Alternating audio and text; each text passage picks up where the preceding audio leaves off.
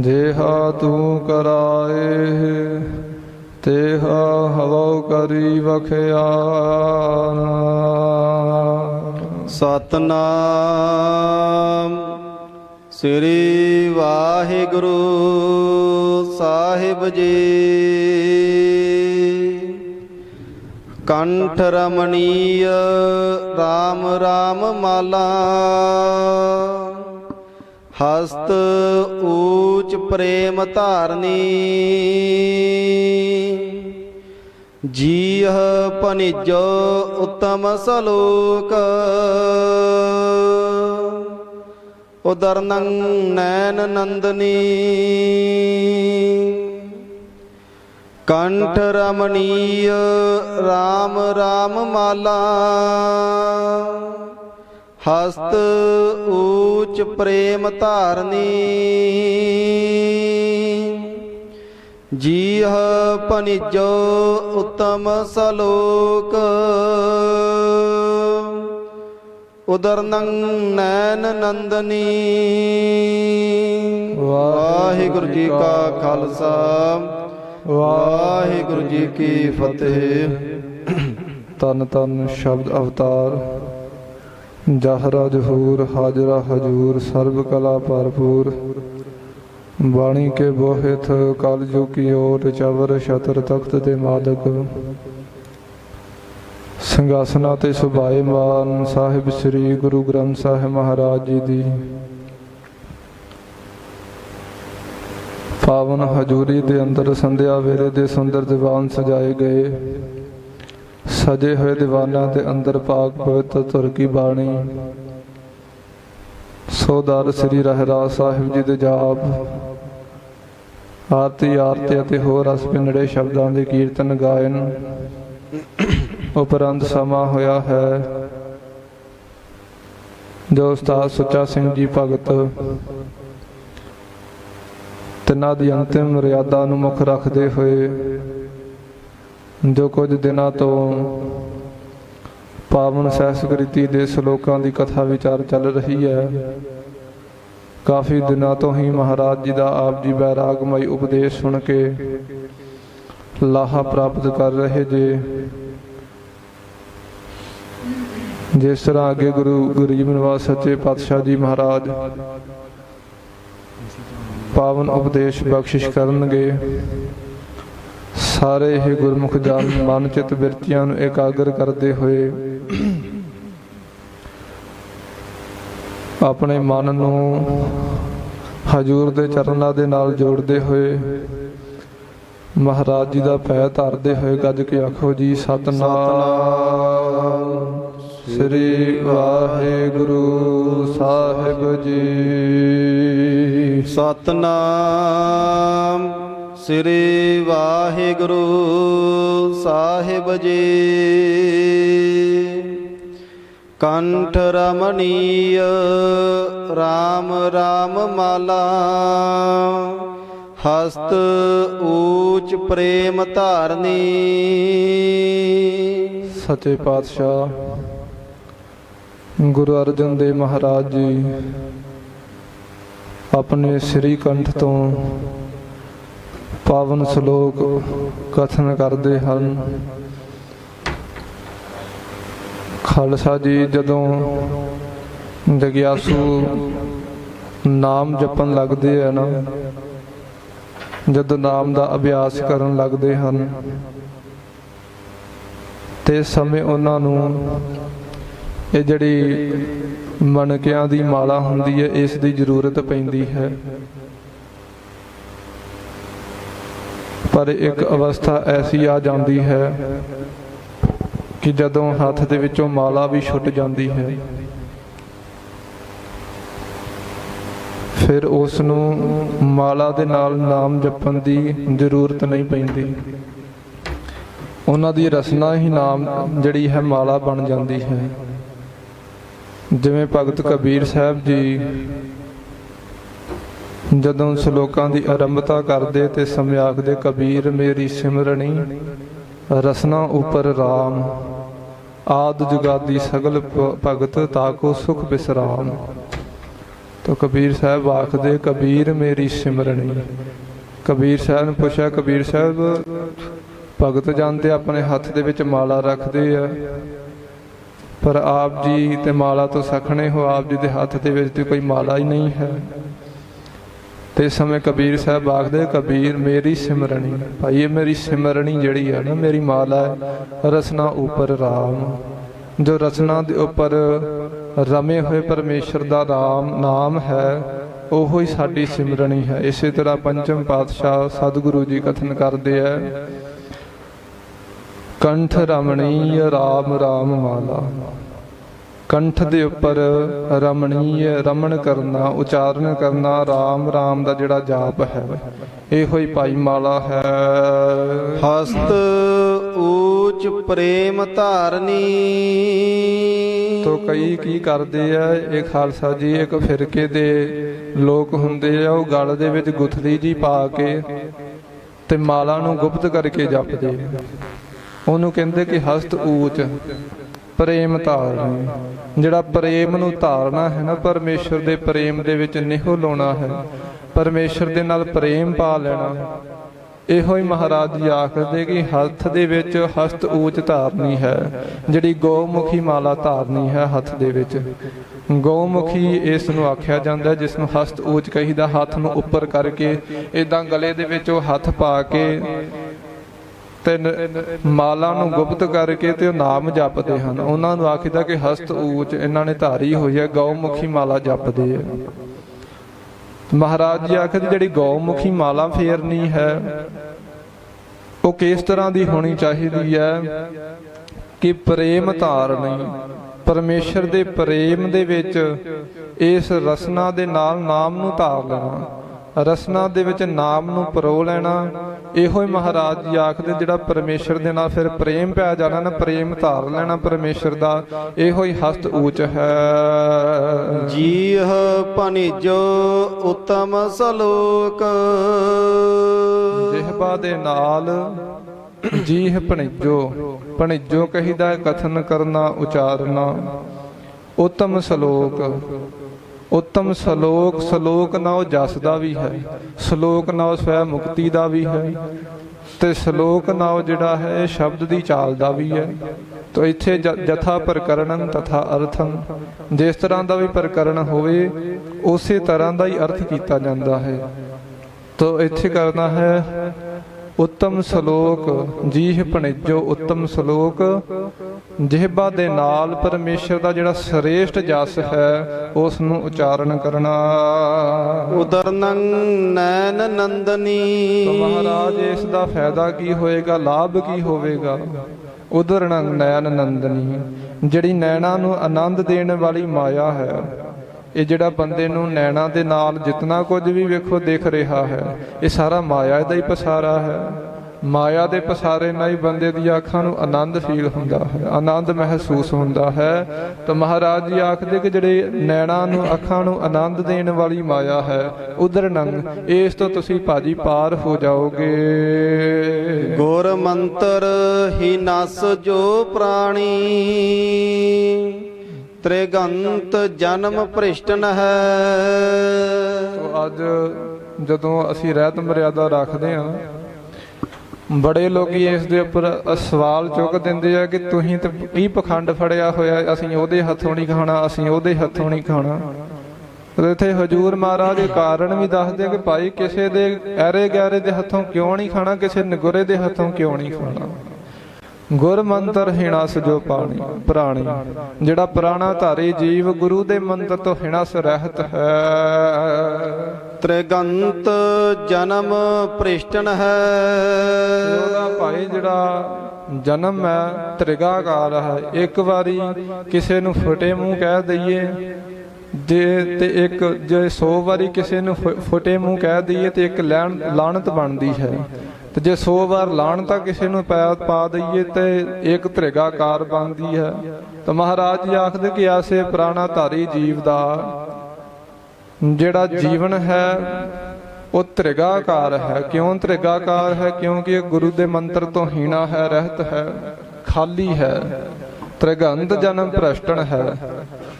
ਤੇ ਫਿਰ ਵਿਕਾਰਾਂ ਕਰਕੇ ਉਹਦਾ ਜਿਹੜਾ ਜੀਵਨ ਹੈ ਉਹ ਭ੍ਰਿਸ਼ਟਨ ਹੈ, ਭ੍ਰਸ਼ਟਿਆ ਗਿਆ ਹੈ, ਭ੍ਰਿਸ਼ਟ ਹੋ ਗਿਆ ਹੈ। ਐਸੇ ਪ੍ਰਾਣਾਧਾਰੀ ਜੀਵ ਦਾ ਜਿਹੜਾ ਜੀਵਨ ਹੈ। ਕੂਕਰ ਹੈ, ਸੂਕਰ ਹੈ, ਗਰਦਬ ਹੈ, ਕਾਕ ਹੈ, ਸਰਪਨ ਹੈ, ਤੁਲ ਖਲ ਹੈ। ਕੂਕਰ ਹੈ, ਕੁੱਤਿਆਂ ਵਾਂਗ ਹੈ। ਸੂਕਰ ਹੈ, ਸੂਰਾ ਵਾਂਗ ਹੈ। ਗਰਦਬ ਹੈ, ਖੋਤਿਆਂ ਵਾਂਗ ਹੈ। ਕਾਕ ਹੈ, ਕਾਵਾਂ ਵਾਂਗ ਹੈ। ਸਰਪਣ ਹੈ, ਸੱਪਾਂ ਵਾਂਗ ਹੈ। ਤੁਲ ਖਲ ਹੈ। ਐਸਾ ਜਿਹੜਾ ਮੂਰਖ ਇਹਨਾਂ ਨਖਿੱਧ ਜੂਨੀਆਂ ਦੇ ਬਰਾਬਰ ਹੈ। ਤੇ ਦੂਜੇ ਅਰਥਾਂ ਦੇ ਵਿੱਚ ਮਹਾਂਪੁਰਖ ਦੱਸਦੇ ਆ ਕਿ ਭਾਈ ਵੇਖੋ, ਇਹ ਜਿਹੜੇ ਜੀਵ ਜਿਹੜੀਆਂ ਨਖਿੱਧ ਜੂਨੀਆਂ, ਇਹਨਾਂ ਦੇ ਵਿੱਚ ਵੀ ਤੇ ਗੁਣ ਹੈਗੇ ਆ ਕੋਈ ਨਾ ਕੋਈ। ਜਿਹੜਾ ਸਭ ਤੋਂ ਪਹਿਲਾਂ ਕੂਕਰ ਹੈ, ਕੁੱਤੇ ਦੇ ਵਿੱਚ ਖਾਲਸਾ ਜੀ ਗੁਣ ਕੀ ਹੈ? ਸਵਾਮੀ ਕੋ ਗ੍ਰਹਿ ਜਿਉ ਸਦਾ, ਸਵਾਨ ਤਜਤ ਨਹੀਂ ਨਿਤ। ਨਾਨਕ ਇਹ ਬਿਦ ਹਰ ਭਜੋ, ਇਕ ਮਨ ਹੋਏ ਇਕ ਚਿਤ। ਹਜੂਰ ਨੌਵੇਂ ਪਾਤਸ਼ਾਹ ਮਹਾਰਾਜ ਜੀ ਕਥਨ ਕਰਦੇ ਕਿ ਜਿਵੇਂ ਕੁੱਤਾ ਹੁੰਦਾ ਹੈ ਨਾ, ਸਵਾਮੀ ਕੋ ਗ੍ਰਹਿ ਜਿਉ ਸਦਾ, ਜਿਵੇਂ ਉਹ ਸਦਾ ਵਾਸਤੇ ਹੀ ਆਪਣੇ ਸਵਾਮੀ ਦਾ ਦਰ ਦਰਵਾਜ਼ਾ ਨਹੀਂ ਛੱਡਦਾ। ਭਾਵੇਂ ਉਹਨੂੰ 100 ਛਿੱਤਰ ਮਾਰ ਦੇਵੇ ਮਾਲਕ, ਪਰ ਆਪਣੇ ਮਾਲਕ ਦਾ ਖਾਧਾ ਹੋਇਆ ਲੂਣ ਕਦੇ ਵੀ ਹਰਾਮ ਨਹੀਂ ਕਰਦਾ ਕੁੱਤਾ। ਆਪਣੇ ਮਾਲਕ ਦਾ ਵਫਾਦਾਰ ਬਣ ਕੇ ਰਹਿੰਦਾ ਹੈ। ਤੋ ਅੱਗੇ ਫਿਰ ਗਰਦਬ ਹੈ। ਗਰਦਬ ਖੋਤੇ ਦੇ ਵਿੱਚ ਵੀ ਚਾਣਕਾ ਨੀਤੀ ਦੇ ਵਿੱਚ 3 ਗੁਣ ਦੱਸੇ ਗਏ ਹਨ। ਉਸਨ ਸੀਤ ਸਿਰ ਪਰ ਸਹੈ। ਤੇ ਫਿਰ ਆਖਦੇ ਵੀ ਉਸਣ ਅਤੇ ਸੀਤ, ਸਰਦੀ ਗਰਮੀ ਆਪਣੇ ਸਿਰ ਦੇ ਉੱਪਰ ਸਹਿੰਦਾ ਹੈ। ਥਾਕੇ ਭਾਰ ਚਲਾਏ, ਥੱਕਿਆ ਹੋਇਆ ਵੀ ਉਹ ਭਾਰ ਢਾਉਂਦਾ ਹੈ ਖੋਤਾ। ਤੇ ਫਿਰ ਤੀਜੇ ਨੰਬਰ ਤੇ ਆਖਦੇ ਸੰਤੋਖੀ ਚਾਰਾ ਚਰੈ, 3 ਗਰਦਬ ਸੁਭਾਏ। ਇਹ ਜਿਹੜੇ 3 ਸੁਭਾਅ ਖੋਤੇ ਦੇ ਆ ਵੀ ਇੱਕ ਤੇ ਵੇਖੋ ਜਿੱਦਾਂ ਦਾ ਮਰਜ਼ੀ ਉਹਨੂੰ ਮਿਲ ਜਾਵੇ ਉਹਦੇ ਵਿੱਚ ਹੀ ਖਾ ਕੇ ਆਪਣਾ ਗੁਜ਼ਾਰਾ ਕਰ ਲੈਂਦਾ। ਭਾਵੇਂ ਥੋੜਾ ਮਿਲ ਜੇ, ਭਾਵੇਂ ਬਹੁਤਾ ਮਿਲ ਜਾਵੇ, ਭਾਵੇਂ ਚੰਗਾ ਪਦਾਰਥ ਮਿਲ ਜੇ, ਚੰਗੇ ਪੱਠੇ ਮਿਲ ਜਾਣ, ਭਾਵੇਂ ਮਾੜੇ ਮਿਲ ਜਾਣ, ਉਹ ਉਹਨੇ 'ਚ ਖਾ ਕੇ ਗੁਜ਼ਾਰਾ ਕਰ ਲੈਂਦਾ, ਸੰਤੋਖੀ ਰਹਿੰਦਾ ਹੈ। ਉਸਨ ਸੀਤ ਸਿਰ ਪਰਸ ਹੈ। ਉਸਨ ਸਰਦੀ ਗਰਮੀ ਆਪਣੇ ਸਿਰ ਦੇ ਉੱਪਰ ਸਹਿੰਦਾ ਹੈ। ਤੇ ਫਿਰ ਕੀ ਕਰਦਾ? ਥਾਕੇ ਭਾਰ ਚਲਾਏ। ਥੱਕਿਆ ਹੋਇਆ ਵੀ ਉਹ ਭਾਰ ਢਾਉਂਦਾ ਹੈ। ਉਹਨੇ ਕਦੇ ਵੀ ਆਪਣੇ ਮਾਲਕ ਦੇ ਅੱਗੇ ਵੇਰਦਾ ਨਹੀਂ ਹੈ। ਇਹ 3 ਸੁਭਾਅ ਖੋਤੇ ਦੇ ਹਨ। ਤੇ ਅੱਗੇ ਕਾਂ ਹੈ। ਕਾਂ ਦੇ ਵੀ 5 ਗੁਣ ਦੱਸੇ ਗਏ ਹਨ ਚਾਣਕਾ ਨੀਤੀ ਦੇ ਵਿੱਚ। ਸਾਵਧਾਨ, ਵਿਸ਼ਵਾਸ ਬਿਨਾ, ਮੈਥੁਨ, ਗੂੜ ਮੈਥਨੀ, ਧੀਰ। ਕਹਿੰਦੇ ਵੀ ਜਿਹੜਾ ਕਾਂ ਹੁੰਦਾ ਹੈ ਇਹ ਬੜਾ ਜ਼ਿਆਦਾ ਚੁਕੰਨਾ ਰਹਿੰਦਾ, ਬੜਾ ਜ਼ਿਆਦਾ ਚਲਾਕ ਰਹਿੰਦਾ, ਚਤੁਰ ਰਹਿੰਦਾ ਹੈ। ਵਿਸ਼ਵਾਸ ਬਿਨਾ, ਕਿਸੇ ਦੇ ਉੱਪਰ ਭਰੋਸਾ ਵੀ ਨਹੀਂ ਕਰਦਾ ਥੋੜੀ ਕੀਤਿਆਂ। ਗੂੜ ਮੈਥਨੀ, ਧੀਰ। ਮੈਥਨੀ ਕਹੀਦਾ ਕਾਮ ਚੇਸ਼ਟਾ ਕਰਨੀ। ਆਪ ਜੀ ਨੇ ਕਦੇ ਵੀ ਕਦੇ ਕਾਂ ਨੂੰ ਕਿਸੇ ਦੇ ਸਾਹਮਣੇ ਕਾਮ ਚੇਸ਼ਟਾ ਨਹੀਂ ਕਰਦੇ ਵੇਖਿਆ ਹੋਵੇਗਾ। ਤੇ ਬੜਾ ਜ਼ਿਆਦਾ ਧੀਰਜਵਾਨ ਵੀ ਰਹਿੰਦਾ, ਮਨ ਨੂੰ ਆਪਣੇ ਬੜਾ ਧੀਰਜਵਾਨ ਰੱਖਦਾ ਹੈ। ਤੇ ਫਿਰ ਅੱਗੇ 5ਵੇਂ ਨੰਬਰ ਤੇ ਆ ਸੰਗ੍ਰਹਿ ਕਰੈ ਅਨਾਜ ਕੋ, 5 ਗੁਣ ਕਾਗ 5 ਗੁਣ ਵੀਰ। ਇਹ ਭਾਈ ਜਨੋ ਇਹ ਜਿਹੜੇ ਕਾਂ ਦੇ 5 ਗੁਣ ਜਿਹੜੇ ਸੁਣ ਲੈਣਾ ਕਰੋ। ਇੱਕ ਤੇ ਵੇਖੋ ਕਿਸੇ ਦੇ ਉੱਪਰ ਉਹ ਵਿਸ਼ਵਾਸ ਨਹੀਂ ਕਰਦਾ ਥੋੜੀ ਕੀਤਿਆਂ, ਬੜਾ ਜ਼ਿਆਦਾ ਚੁਕੰਨਾ ਰਹਿੰਦਾ ਹੈ। ਤੇ ਕਦੇ ਵੀ ਕਿਸੇ ਦੇ ਵੀ ਸਾਹਮਣੇ ਕਾਮ ਚੇਸ਼ਟਾ ਨਹੀਂ ਕਰਦੇ। ਜਿਵੇਂ ਆਮ ਜਿਹੜੇ ਜਾਨਵਰ ਹੁੰਦੇ ਆ ਦੂਜਿਆਂ ਦੇ ਸਾਹਮਣੇ ਕਾਮ ਚੇਸ਼ਟਾ ਕਰਨ ਲੱਗ ਪੈਂਦੇ ਆ, ਪਰ ਕਾਂ ਨੇ ਕਦੇ ਵੀ ਕਿਸੇ ਦੇ ਸਾਹਮਣੇ ਕਦੀ ਕਾਮ ਚੇਸ਼ਟਾ ਨਹੀਂ ਕੀਤੀ। ਫਿਰ ਧੀਰਜਵਾਨ ਰਹਿੰਦਾ ਹੈ, ਬੜਾ ਜ਼ਿਆਦਾ ਆਪਣੇ ਮਨ ਨੂੰ ਸੰਭਲ ਕੇ ਰੱਖਦਾ ਹੈ। ਸੰਗ੍ਰਹਿ ਕਰੇ ਅਨਾਜ ਕੋ, ਕਾਲ ਸਮੇਂ ਸੰਗ੍ਰਹਿ ਕਰੇ। ਕਾਲ ਦੇ ਸਮੇਂ ਜਦੋਂ ਕਿਤੇ ਔਖਾ ਵੇਲਾ ਬਣ ਜਾਵੇ ਉਸ ਸਮੇਂ ਅਨਾਜ ਨੂੰ ਪਹਿਲਾਂ ਹੀ ਉਹ ਇਕੱਤਰ ਕਰਕੇ ਰੱਖਦਾ ਹੈ। ਇਹ ਜਿਹੜੇ 5 ਗੁਣ ਹੈ ਇਹ ਕਾਂ ਦੇ ਵਿੱਚ ਹਨ। ਤੇ ਅੱਗੇ ਸਰਪਣ ਹੈ, ਸੱਪ ਆ ਜਾਂਦਾ ਹੈ ਖਾਲਸਾ ਜੀ। ਸੱਪ ਦੇ ਵੀ ਖਾਲਸਾ ਜੀ ਵੇਖੋ ਮਹਾਂਪੁਰਖਾਂ ਨੇ ਦੱਸਿਆ ਹੈ ਕਿ ਜਿਹੜਾ ਸੱਪ ਹੁੰਦਾ ਹੈ ਨਾ, ਇਹ ਜਿਹੜਾ ਸਰਪ ਕਰੂਰ ਹੈ ਜਗਤ ਮੈਂ। ਖਲ ਸਰਪਨ ਤੇ ਕਰੂਰ, ਸਰਪਨ ਕਾ ਮੰਤਰ ਹੈ, ਖਲ ਕੋ ਮੰਤਰ ਨਾ ਮੂਰ। ਵੀ ਜਿਹੜਾ ਸੱਪ ਹੁੰਦਾ ਹੈ, ਸੱਪ ਖਾਲਸਾ ਜੀ ਬੜਾ ਜ਼ਿਆਦਾ ਜ਼ਹਿਰੀਲਾ ਮੰਨਿਆ ਜਾਂਦਾ ਸੰਸਾਰ ਦੇ ਵਿੱਚ। ਸਰਪ ਕਰੂਰ ਹੈ ਜਗਤ ਮੈਂ, ਖਲ ਸਰਪਣ ਤੇ ਕਰੂਰ। ਪਰ ਜਿਹੜਾ ਮੂਰਖ ਬੰਦਾ ਹੁੰਦਾ ਹੈ ਨਾ, ਉਹ ਸਰਪਣ ਤੋਂ ਵੀ ਜ਼ਿਆਦਾ ਜ਼ਹਿਰੀਲਾ ਹੁੰਦਾ, ਸੱਪ ਤੋਂ ਵੀ ਜ਼ਿਆਦਾ ਜ਼ਹਿਰੀਲਾ ਹੁੰਦਾ ਹੈ। ਸੱਪ ਦੇ ਡੰਗਿਆਂ ਤੇ ਭਾਵੇਂ ਵੱਜ ਜੇ, ਪਰ ਕਿਸੇ ਮੂਰਖ ਦੇ ਕਹੇ ਹੋਏ ਵਾਕ ਦਾ ਕੋਈ ਇਲਾਜ ਨਹੀਂ ਹੈ। ਮੂਰਖ ਦਾ ਕੋਈ ਵੀ ਇਲਾਜ ਨਹੀਂ ਹੈਗਾ। ਤੇ ਇਸੇ ਤਰ੍ਹਾਂ ਹੀ ਜਦੋਂ ਸੱਪ ਦਾ ਬੜੇ ਬੜੇ ਇਲਾਜ ਆ ਗਏ ਅੱਜ ਕੱਲ੍ਹ, ਤੇ ਜਿਹੜੇ ਅੰਗਰੇਜ਼ੀ ਤੌਰ ਤੇ ਵੀ ਸਾਇੰਟੀਫਿਕ ਇਲਾਜ ਬੜੇ ਆ, ਪਰ ਪਹਿਲੇ ਸਮਿਆਂ ਦੇ ਵਿੱਚ ਜੋਗੀ ਕੀ ਕਰਦੇ ਸੀ, ਜਦੋਂ ਕਿਸੇ ਨੂੰ ਸੱਪ ਲੜ ਜਾਂਦਾ ਤੇ ਉੱਥੇ ਮਣਕਾ ਲਾ ਦਿੰਦੇ ਤੇ ਉਹ ਸਾਰਾ ਮਣਕਾ ਜਿਹੜਾ ਸੀ ਉਹ ਜ਼ਹਿਰ ਚੂਸ ਲਿਆ ਕਰਦਾ। ਇਸ ਤਰ੍ਹਾਂ ਸੱਪ ਦਾ ਬੜੇ ਗਾਰੜੀ ਮੰਤਰ ਦੇ ਨਾਲ ਇਹਦਾ ਇਲਾਜ ਕਰ ਦਿੰਦੇ। ਪਰ ਦੱਸਦੇ ਕਿ ਚਣਾਕਾ ਜੀ ਦੱਸਦੇ ਕਿ ਇਹ ਜਿਹੜੇ ਸੱਪ ਆ ਇਹਦੇ ਡੰਗੇ ਦਾ ਤੇ ਇਲਾਜ ਹੈਗਾ ਜਗਤ ਦੇ ਵਿੱਚ, ਪਰ ਜਿਹੜਾ ਮੂਰਖ ਬੰਦਾ ਇਹਦਾ ਕੋਈ ਵੀ ਇਲਾਜ ਨਹੀਂ ਹੈਗਾ ਜਗਤ ਦੇ ਵਿੱਚ। ਜਿੰਨਾ ਮਰਜ਼ੀ ਇਹਦੇ ਨਾਲ ਮੱਥੇ ਦੀਆਂ ਠੀਕਰੀਆਂ ਭੰਨ ਲਓ, ਪਰ ਇਹਨੂੰ ਸਮਝ ਨਹੀਂ ਆਉਂਦੀ। ਤੁਲ ਖਲ ਹੈ। ਤੇ ਫਿਰ ਵੇਖੋ ਬੰਦਾ ਜਿਹੜਾ ਇਹਨਾਂ ਦੇ ਬਰਾਬਰ ਵੀ ਸਰਪ ਨਹਿ ਤੁਲ ਖਲ ਹੈ। ਇਸ ਤਰ੍ਹਾਂ ਅੱਗੇ ਸੰਧੀ ਵਿਛੇਦ ਕਰਕੇ ਅਰਥ ਕਰਨੇ ਕਿ ਜਿਹੜਾ ਬੰਦਾ ਹੈ ਨਾ ਮੂਰਖ, ਜਿਹੜਾ ਗੁਰੂ ਦੇ ਮੰਤਰ ਤੋਂ ਹੀਣਾ ਹੈ, ਉਹ ਤੇ ਨਾ ਤੇ ਕੁੱਤਿਆਂ ਦੇ ਬਰਾਬਰ ਹੀ ਹੈ, ਤੇ ਨਾ ਹੀ ਜਿਹੜਾ ਉਹ ਸੂਰਾਂ ਦੇ ਬਰਾਬਰ ਹੀ ਹੈ। ਤੇ ਸੂਰ ਦੇ ਵਿੱਚ ਵੀ ਵੇਖੋ ਇੱਕ ਗੁਣ ਹੈ, ਕਬੀਰ ਸਾਕਤ ਤੇ ਸੂਕਰ ਭਲਾ ਰਾਖੇ ਆਛਾ ਗਾਓ, ਸੂਕਰ ਬਪੁਰਾ ਮਰ ਗਿਆ ਕੋਈ ਨਾ ਲੈ ਹੈ ਨਾਓ। ਸੂਰ ਦੇ ਵਿੱਚ ਵੀ ਕਬੀਰ ਸਾਹਿਬ ਕਹਿੰਦੇ ਵੀ ਗੁਣ ਆ, ਇਹਨੂੰ ਤੁਸੀਂ ਐਵੇਂ ਮਾੜਾ ਹੀ ਨਾ ਜਾਣਿਓ ਕਿ ਸੰਸਾਰ ਦੇ ਉੱਪਰ ਨਾਲੀਆਂ ਦੇ ਵਿੱਚ ਮੂੰਹ ਮਾਰਦਾ ਫਿਰਦਾ, ਚਿੱਕੜ ਦੇ ਵਿੱਚ ਰਹਿੰਦਾ, ਕਹਿੰਦੇ ਇੰਨਾ ਵੀ ਇਹਨੂੰ ਨਖਿੱਧ ਨਾ ਜਾਣਿਓ। ਕਬੀਰ ਸਾਕਤ ਤੇ ਸੂਕਰ ਭਲਾ।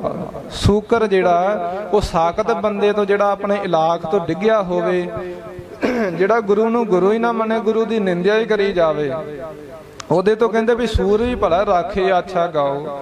ਪਿੰਡ ਦੇ ਵਿੱਚ ਵੇਖੋ ਗੰਦਗੀ ਸਾਫ਼ ਕਰਕੇ ਤੇ ਪਿੰਡ ਨੂੰ ਸਾਫ਼ ਸੁਥਰਾ ਰੱਖਦਾ ਸੂਰ। ਸਾਕਤ ਬਪੁਰਾ ਮਰ ਗਿਆ ਕੋਈ ਨਾ ਲੈ ਹੈ ਨਾ। ਪਰ ਜਦੋਂ ਕੋਈ ਸਾਕਤ ਬੰਦਾ ਮਰ ਜਾਵੇ ਤਾਂ ਫਿਰ ਉਹਨੂੰ ਕੌਣ ਪੁੱਛਦਾ ਹੈ, ਕੋਈ ਵੀ ਨਹੀਂ ਉਸ ਨੂੰ ਜਾਣਦਾ। ਤਾਂ ਇਸ ਕਰਕੇ ਮਹਾਰਾਜ ਜੀ ਆਖਦੇ ਕਿ ਜਿਹੜਾ ਗੁਰ ਮੰਤਰ ਤੋਂ ਹੀਣਾ ਬੰਦਾ ਹੈ, ਗੁਰੂ ਦੇ ਮੰਤਰ ਤੋਂ ਹੀਣਾ ਹੈ, ਉਹ ਇੰਨਾ ਉਹਦਾ ਜਨਮ ਭ੍ਰਿਸ਼ਟਿਆ ਹੋਇਆ ਹੈ ਅਤੇ ਤ੍ਰਿਗਾਕਾਰ ਹੈ। ਉਹ ਇੰਨੀਆਂ ਨਖਿੱਧ ਜੂਨੀਆਂ ਦੇ ਵੀ ਬਰਾਬਰ ਨਹੀਂ ਹੈ। ਇੰਨੀਆਂ ਨਖਿੱਧ ਜੂਨੀਆਂ ਕੁੱਤਿਆਂ ਤੋਂ, ਸੂਰਾਂ ਤੋਂ, ਗਧਿਆਂ ਤੋਂ, ਕਾਵਾਂ ਤੋਂ, ਸੱਪਾਂ ਤੋਂ ਹੀ ਮਾੜਾ ਹੈ ਸਭ ਬੰਦਾ। ਤੇ ਹੁਣ ਫਿਰ ਲੋਕੀ ਕਹਿ ਦਿੰਦੇ ਕਿ ਤੁਸੀਂ ਰਹਿਤ ਕਿਉਂ ਰੱਖਦੇ ਜੇ, ਜਾਂ ਨਗੁਰੇ ਬੰਦੇ ਦੇ ਹੱਥ ਦਾ ਕਿਉਂ ਨਹੀਂ ਛਕਦੇ। ਤਾਂ ਮਹਾਰਾਜ ਜੀ ਇੱਥੇ ਸਿੱਧ ਕਰ ਦਿੰਦੇ ਕਿ ਭਾਈ ਐਸੇ ਬੰਦਾ ਜਿਹੜਾ ਤ੍ਰਿਗਾਕਾਰ, ਜਿਹਦਾ ਜਨਮ ਹੀ ਭ੍ਰਿਸ਼ਟਿਆ ਹੋਇਆ ਹੈ, ਤੇ ਇੰਨੀਆਂ ਨਖਿੱਧ ਜੂਨੀਆਂ ਦੇ ਜਿਹਨੂੰ ਮਹਾਰਾਜ ਨੇ ਬਰਾਬਰ ਕਿਹਾ। ਤੇ ਫਿਰ ਵੇਖੋ ਜੇ ਕੁੱਤਾ ਕਿਸੇ ਚੀਜ਼ ਦੇ ਵਿੱਚ ਮੂੰਹ ਮਾਰ ਜਾਵੇ, ਉਹ ਬਰਤਨ 'ਚ ਕਿ ਆਪਾਂ ਛਕਾਂਗੇ, ਜਾਂ ਕਿਤੇ ਕੋਈ ਸੱਪ ਕੋਈ ਚੀਜ਼ ਨੂੰ ਜੂਠਾ ਕਰ ਦੇਵੇ ਤੇ ਫਿਰ ਜ਼ਹਿਰ ਹੀ ਫੈਲੂਗਾ ਨਾ ਉਹਦੇ ਵਿੱਚ। ਇਸੇ ਤਰ੍ਹਾਂ ਹੀ ਜਿਹੜਾ ਨਗੁਰੇ ਬੰਦੇ ਦੇ ਹੱਥ ਦਾ ਖਾਣਾ ਹੈ ਬੜਾ ਜ਼ਿਆਦਾ ਮਾੜਾ ਹੈ ਖਾਲਸਾ ਜੀ। ਇਸ ਕਰਕੇ ਨਗੁਰੇ ਬੰਦੇ ਦੇ ਹੱਥੋਂ ਖਾਣ ਨਾਲ ਮਹਾਰਾਜ ਜੀ ਆਖਦੇ ਪ੍ਰੀਤੀ ਟੁੱਟ ਜਾਂਦੀ ਪਰਮੇਸ਼ਰ ਦੇ ਨਾਲ। ਜਾਂ ਕੀ ਰਹਿਤ ਨਾ ਜਾਣੀਐ ਗੁਰ ਮੰਤਰ ਨਹੀਂ ਚੀਤ, ਭੋਜਨ ਤਾ ਕਾ ਖਾਏ ਕੈ ਬਿਸਰੈ ਹਰਿ ਸਿਉ ਪ੍ਰੀਤ। ਜਦੋਂ ਹੀ ਮਹਾਰਾਜ ਜੀ ਕਹਿੰਦੇ ਵੀ ਕੋਈ ਰਹਿਤ ਨਾ ਹੋਵੇ, ਜਿਹੜਾ ਨਗੁਰਾ ਬੰਦਾ ਹੋਵੇ ਉਹਦੇ ਹੱਥੋਂ ਲੈ ਕੇ ਜਦੋਂ ਛਕਦੇ ਆ ਨਾ ਆਪਾਂ, ਵੇਖੋ ਜੇ ਤੁਹਾਡੀ ਰੁਟੀਨ ਬਣੀ ਹੋਏਗੀ, ਕੋਈ ਨਿਤਨੇਮ ਬਣਿਆ ਹੋਊਗਾ ਨਾ ਤੁਹਾਡਾ, ਜੇਕਰ ਤੁਸੀਂ ਨਗੁਰੇ ਬੰਦੇ ਦੇ ਹੱਥ ਤੋਂ ਲੈ ਕੇ ਕੋਈ ਪ੍ਰਸ਼ਾਦਾ ਪਾਣੀ ਜਾਂ ਕੋਈ ਜਾਲੀ ਛਕ ਲਾਓਗੇ ਤੇ ਉਹ ਇਸ ਤਰ੍ਹਾਂ ਦਾ ਬਣ ਜਾਂਦਾ, ਫਿਰ ਤੁਹਾਡਾ ਨਿਤਨੇਮ ਵੀ ਟੁੱਟ ਜਾਊਗਾ ਤੇ ਤੁਹਾਡੀ ਉਹੋ ਜਿਹੀ ਪ੍ਰੀਤੀ ਵੀ ਨਹੀਂ ਰਹਿਣੀ ਪਰਮੇਸ਼ਰ ਦੇ ਨਾਲ। ਇਸ ਕਰਕੇ ਜਾਂ ਕੀ ਰਹਿਤ ਨਾ ਜਾਣੀਐ ਗੁਰ ਮੰਤਰ ਨਹੀਂ ਚੀਤ, ਭੋਜਨ ਤਾ ਕਾ ਖਾਏ ਕੈ ਬਿਸਰੈ ਹਰਿ ਸਿਉ ਪ੍ਰੀਤ। ਇਸ ਕਰਕੇ ਮਹਾਰਾਜ ਜੀ ਆਖਦੇ ਕਿ ਇਹੋ ਜਿਹੇ ਨਖਿੱਧ ਬੰਦੇ ਤੋਂ ਬਚ ਕੇ ਹੀ ਰਹਿਣਾ ਚਾਹੀਦਾ, ਜਿਹਦਾ ਜਨਮ ਭ੍ਰਸ਼ਟਿਆ ਹੋਵੇ, ਗੁਰੂ ਦੇ ਮੰਤਰ ਤੋਂ ਹੀਣਾ ਹੋਵੇ। ਐਸਾ ਕਾਵਾਂ, ਕੁੱਤਿਆਂ, ਗਧਿਆਂ, ਸੂਰਾਂ ਦੇ ਬਰਾਬਰ ਜਿਹੜਾ ਮੂਰਖ ਬੰਦਾ ਹੈ, ਉਹਦੇ ਤੋਂ ਬਚ ਕੇ ਹੀ ਰਹਿਣਾ ਚਾਹੀਦਾ ਹੈ। ਚਰਨਾਰ ਬਿੰਦ ਭਜਨੰ ਰਿਦਯੰ ਨਾਮ ਧਾਰਨ ਹੈ।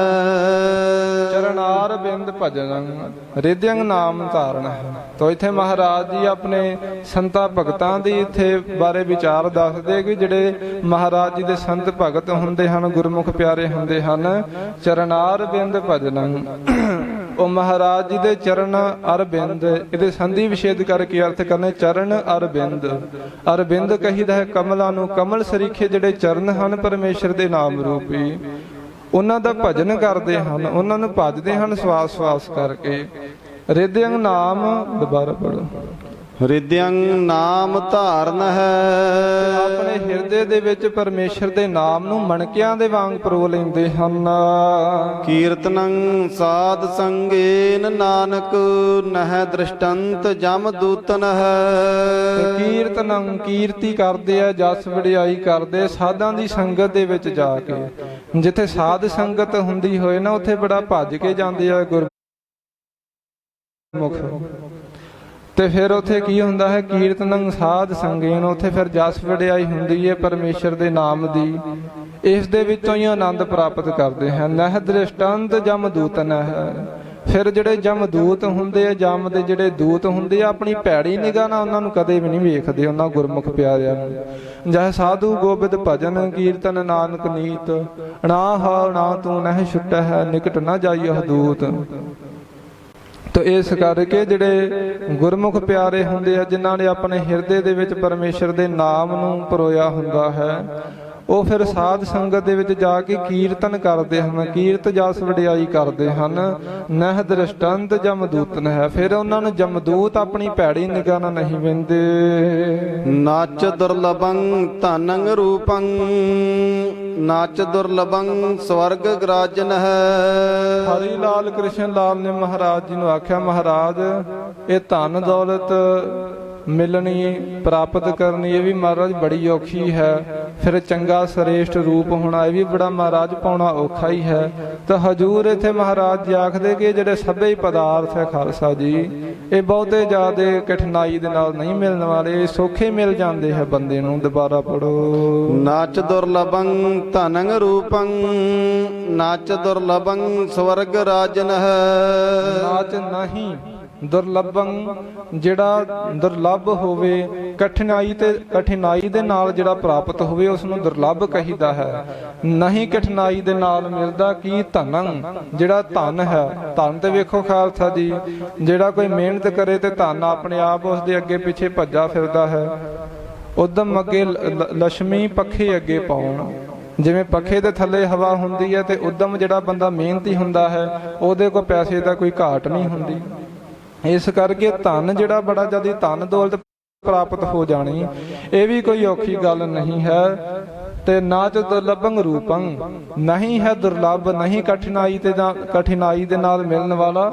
ਰੂਪੰ, ਜਿਹੜਾ ਸ੍ਰੇਸ਼ਟ ਰੂਪ। ਹੁਣ ਵੇਖੋ ਅੱਜ ਕੱਲ ਬੜੇ ਐਸੀਆਂ ਜਿਹੜੇ ਪ੍ਰੋਡਕਟ ਆ ਗਏ ਆ ਜਿਹੜੇ ਕਾਲੇ ਬੰਦੇ ਨੂੰ ਵੀ ਗੋਰਾ ਕਰ ਵਿਖਾਉਂਦੇ ਆ, ਏਦਾਂ ਦੇ ਵੀ ਪ੍ਰੋਡਕਟ ਆ ਗਏ।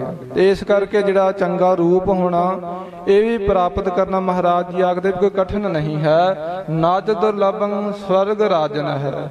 ਤੇ ਸਵਰਗਾਂ ਦਾ ਰਾਜ ਪ੍ਰਾਪਤ ਕਰ ਲੈਣਾ ਇਹ ਵੀ ਕੋਈ ਔਖੀ ਗੱਲ ਨਹੀਂ। ਔਖੀ ਗੱਲ ਕਿਉਂ ਨਹੀਂ ਹੈ? ਜੇ ਕੋਈ ਪੁੰਨ ਕਰੇ ਤੇ ਅਵਸ਼ ਹੀ ਸਵਰਗਾਂ ਨੂੰ ਚਲਾ ਜਾਂਦਾ ਹੈ, ਤੇ ਜਾਂ ਤੇ ਸਵਰਗਾਂ ਨੂੰ ਕਈ ਵਾਰੀ ਦੇਵਤਿਆਂ ਨੇ ਵੀ ਖੋਇਆ ਹੈ। ਇਸ ਕਰਕੇ ਜਿਹੜਾ ਸਵਰਗ ਦੀ ਪ੍ਰਾਪਤੀ ਹੈ, ਸਵਰਗ ਦਾ ਰਾਜ ਹੈ, ਇਹ ਵੀ ਔਖਾ ਨਹੀਂ ਹੈ। ਨਾਚ ਦੁਰਲਭੰ ਭੋਜਨੰ ਵਿੰਜਨੰ ਨਾਚ ਦੁਰਲਭੰ ਸਵਰਸ਼ ਅੰਬਰ ਹੈ। ਨਾਚ ਨਹੀਂ ਦੁਰਲਭੰ, ਕਠਿਨਾਈ ਦੇ ਨਾਲ ਪ੍ਰਾਪਤ ਹੋਣ ਵਾਲਾ। ਭੋਜਨੰ ਵਿੰਜਨੰ, ਜਿਹੜੇ ਭੋਜਨ ਹਨ, ਵਿੰਜਨੰ ਸਲੂਣੇ ਮਿੱਠੇ 36 ਪ੍ਰਕਾਰ ਦੇ ਜਿਹੜੇ ਭੋਜਨ ਹਨ, ਇਹ ਵੀ ਖਾਲਸਾ ਜੀ ਕੋਈ ਔਖੀ ਗੱਲ ਨਹੀਂ। ਹੁਣ ਵੇਖੋ ਕੋਈ ਲੰਗਰ ਲਾਉਂਦੇ ਆ ਜਾਂ ਜਥੇ ਦੇ ਵਿੱਚ ਕਈ ਲੰਗਰਾਂ ਦੀ ਸੇਵਾ ਕਰਦੇ, ਕੋਈ ਕਸਟਰਡ ਦੀ ਸੇਵਾ ਕਰ ਦਿੰਦਾ, ਕੋਈ ਮਠਿਆਈ ਦੀ ਸੇਵਾ ਕਰ ਦਿੰਦਾ। ਤਰ੍ਹਾਂ ਤਰ੍ਹਾਂ ਦੇ ਪਦਾਰਥ ਆਪਾਂ ਇੱਥੇ ਛਕਦੇ ਹਾਂ। ਤੋ ਇਹ ਕੋਈ ਔਖੀ ਗੱਲ ਤਾਂ ਨਹੀਂ ਨਾ ਹੋਈ ਵੀ ਜਿਹੜੇ 36 ਪ੍ਰਕਾਰ ਦੇ ਭੋਜਨ ਪ੍ਰਾਪਤ ਕਰਨੇ, ਬਾਕੀ ਸਰਲ ਤਰੀਕੇ ਦੇ ਨਾਲ ਹੀ ਪ੍ਰਾਪਤ ਹੋ ਜਾਂਦੇ ਹਨ। ਨਾਚ ਦੁਰਲਭੰ ਭੋਜਨੰ ਵਿੰਜਨੰ, ਜਿਹੜੇ ਵਿੰਜਨ ਭੋਜਨ ਮਿੱਠੇ ਸਲੂਣੇ ਖੱਟੇ ਤਿੱਖੇ, ਇਹ ਵੀ ਮਹਾਰਾਜ ਜੀ ਆਂਦੇ ਵੀ ਜੇ ਪ੍ਰਾਪਤ ਕਰਨੀ ਕੋਈ ਔਖੀ ਗੱਲ ਨਹੀਂ ਹੈ। ਨਾਚ ਦੁਰਲਭੰ ਸਵੱਛ ਅੰਬਰ ਹੈ। ਸਵੱਛ ਅੰਬਰ ਕਹੀਦਾ ਜਿਹੜੇ ਸਾਫ ਸੁਥਰੇ ਕੱਪੜੇ ਹੋਣ।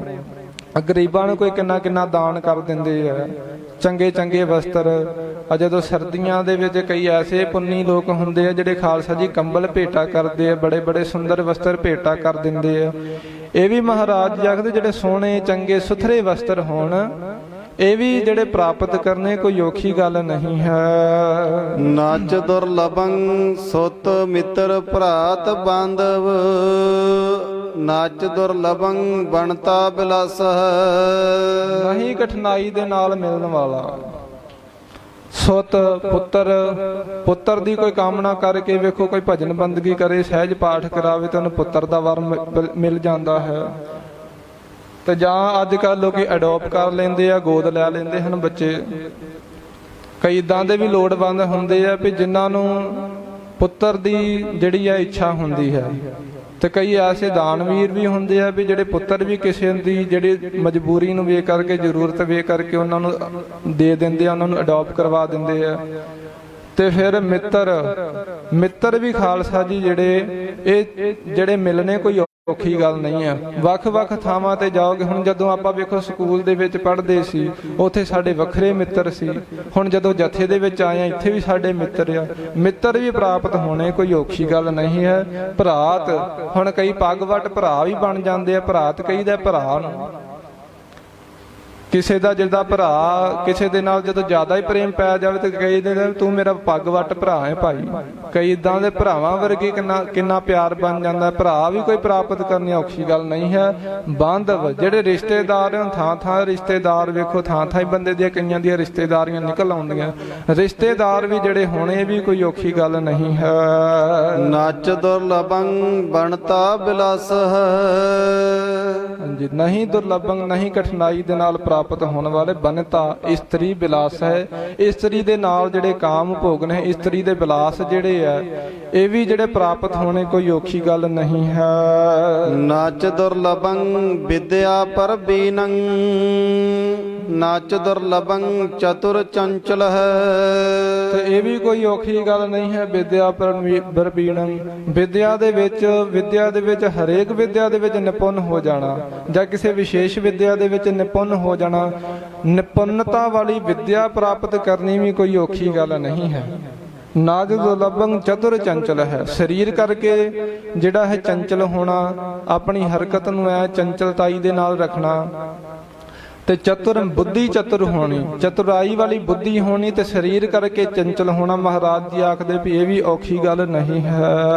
ਦੁਰਲਭੰ ਏਕ ਭਗਵਾਨ ਨਾਮ ਹੈ, ਨਾਨਕ ਲਬਦਿਅੰ ਸਾਧ ਸੰਗ ਕਿਰਪਾ ਪ੍ਰਭੰ। ਤੋ ਸੱਚੇ ਪਾਤਸ਼ਾਹ ਹਰੀ ਲਾਲ ਕ੍ਰਿਸ਼ਨ ਲਾਲ ਆਖਦੇ ਮਹਾਰਾਜ, ਫਿਰ ਕਠਿਨਾਈ ਦੇ ਨਾਲ ਪ੍ਰਾਪਤ ਹੋਣ ਵਾਲੀ ਕਿਹੜੀ ਚੀਜ਼ ਹੈ? ਹਜੂਰ ਆਖ ਦੁਰਲਭੰ ਏਕ ਭਗਵਾਨ ਨਾਮ ਹੈ। ਖਟ ਭਗਾ ਸੰਪੰਨ ਜੋ ਪਰਮੇਸ਼ਰ ਹੈ, ਉਸ ਦਾ ਜਿਹੜਾ ਨਾਮ ਹੈ ਉਹ ਮਹਾਰਾਜ ਜੀ ਆਖ ਦੁਰਲਭੰ ਏਕ ਭਗਵਾਨ ਨਾਮ ਹੈ। ਉਸ ਦਾ ਨਾਮ ਪ੍ਰਾਪਤ ਕਰਨਾ ਬੜਾ ਜ਼ਿਆਦਾ ਔਖਾ ਹੈ ਖਾਲਸਾ ਜੀ। ਆਖਣਾ ਔਖਾ, ਸਾਚਾ ਨਾਮ ਪ੍ਰਾਪਤ ਵੀ ਔਖਾ ਹੁੰਦਾ ਹੈ ਤੇ ਕਹਿਆ ਵੀ ਜਾਂਦਾ ਔਖਾ ਹੀ ਹੈ। ਔਖਾ ਹੋ ਕੇ ਔਖਿਆਈ ਦੇ ਨਾਲ ਹੀ ਪਰਮੇਸ਼ਰ ਦਾ ਨਾਮ ਮਿਲਦਾ। ਬੜੀ ਜ਼ਿਆਦੀ ਘਾਲਣੀ ਪੈਂਦੀ ਹੈ, ਫਿਰ ਜਾ ਕੇ ਕਿਤੇ ਪਰਮੇਸ਼ਰ ਦਾ ਨਾਮ ਪ੍ਰਾਪਤ ਹੁੰਦਾ ਹੈ। ਤਾਂ ਮਹਾਰਾਜ ਜੀ ਕੋਈ ਸਰਲ ਵੀ ਇਸ ਦਾ ਤਰੀਕਾ ਹੈ ਪ੍ਰਾਪਤ ਕਰਨ ਦਾ। ਤਾਂ ਹਜੂਰ ਆਖਦੇ ਆ ਕਿ ਲਬਦਿਅੰ ਸਾਧ ਸੰਗ ਕਿਰਪਾ ਪ੍ਰਭੰ। ਜਦੋਂ ਵਾਹਿਗੁਰੂ ਜੀ ਕਿਤੇ ਦੇ ਉੱਪਰ ਤੁਠ ਜਾਣ, ਪ੍ਰਸੰਨ ਹੋ ਜਾਣ, ਕਿਰਪਾ ਕਰ ਦੇਣ, ਲਬਦਿਅੰ ਸਾਧ ਸੰਗ, ਸਾਧਾਂ ਦੀ ਸੰਗਤ ਦੇ ਵਿੱਚ ਜਾ ਕੇ ਫਿਰ ਇਹ ਜਿਹੜਾ ਪਰਮੇਸ਼ਰ ਦਾ ਨਾਮ ਹੈ ਲੱਭਿਆ ਜਾਂਦਾ ਹੈ, ਪ੍ਰਾਪਤ ਹੁੰਦਾ ਹੈ। ਜਤ ਕਤ ਹੈ ਤਤ ਹੈ ਦ੍ਰਿਸ਼ਟੰ, ਸਵਰਗ ਮਰਤ ਪਿਆਲ ਲੋਕ ਹੈ। ਜਿਨ੍ਹਾਂ ਨੂੰ ਸਤ ਸੰਗਤ ਕਰਕੇ ਨਾਮ ਦੀ ਦਾਤ ਪ੍ਰਾਪਤ ਹੋਈ ਹੈ, ਤੇ ਫਿਰ ਉਹਨਾਂ ਦੀ ਅਵਸਥਾ ਹਜੂਰ ਕਿਸ ਤਰ੍ਹਾਂ ਦੀ ਹੋ ਜਾਂਦੀ ਹੈ? ਜਾਤ ਕਤ ਹੈ ਤਤ ਹੈ ਦ੍ਰਿਸ਼ਟੰ। ਜਿੱਥੇ ਕਿਤੇ ਵੀ ਉੱਥੇ ਹੀ ਪਰਮੇਸ਼ਰ ਦੇ ਨਾਮ ਨੂੰ ਉਹ ਜਾਣਦੇ ਆ, ਜਾਂ ਪਰਮੇਸ਼ਰ ਦਾ ਹਰੇਕ ਦੇ ਵਿੱਚ ਹੀ ਉਹ ਵਾਸ ਸਮਝਦੇ ਹਨ। ਜਹ ਜਹ ਦੇਖੋ ਤਹ ਹਜੂਰ, ਦੂਰ ਕਤ ਹੋ ਨਾ ਜਾਈ। ਜਿੱਥੇ ਜਿੱਥੇ ਵੀ ਵੇਖਦੇ ਹਨ ਮਹਾਰਾਜ ਆਪ ਜੀ ਦਾ ਹੀ ਰੂਪ ਜਾਣਦੇ ਹੋ ਹਰੇਕ ਦੇ ਵਿੱਚ ਹੀ। ਜਤ ਜਿੱਥੇ ਵੀ ਕਤ ਕਿੱਥੇ ਤਤ ਹੈ, ਉੱਥੇ ਹੀ ਮਹਾਰਾਜ ਆਪ ਜੀ ਦਾ ਹੀ ਨਾਮ ਜਾਣਦੇ ਹਨ। ਦ੍ਰਿਸ਼ਟੰ ਸਵਰਗ ਮਰਤ ਪਿਆਲ ਲੋਕ ਹੈ।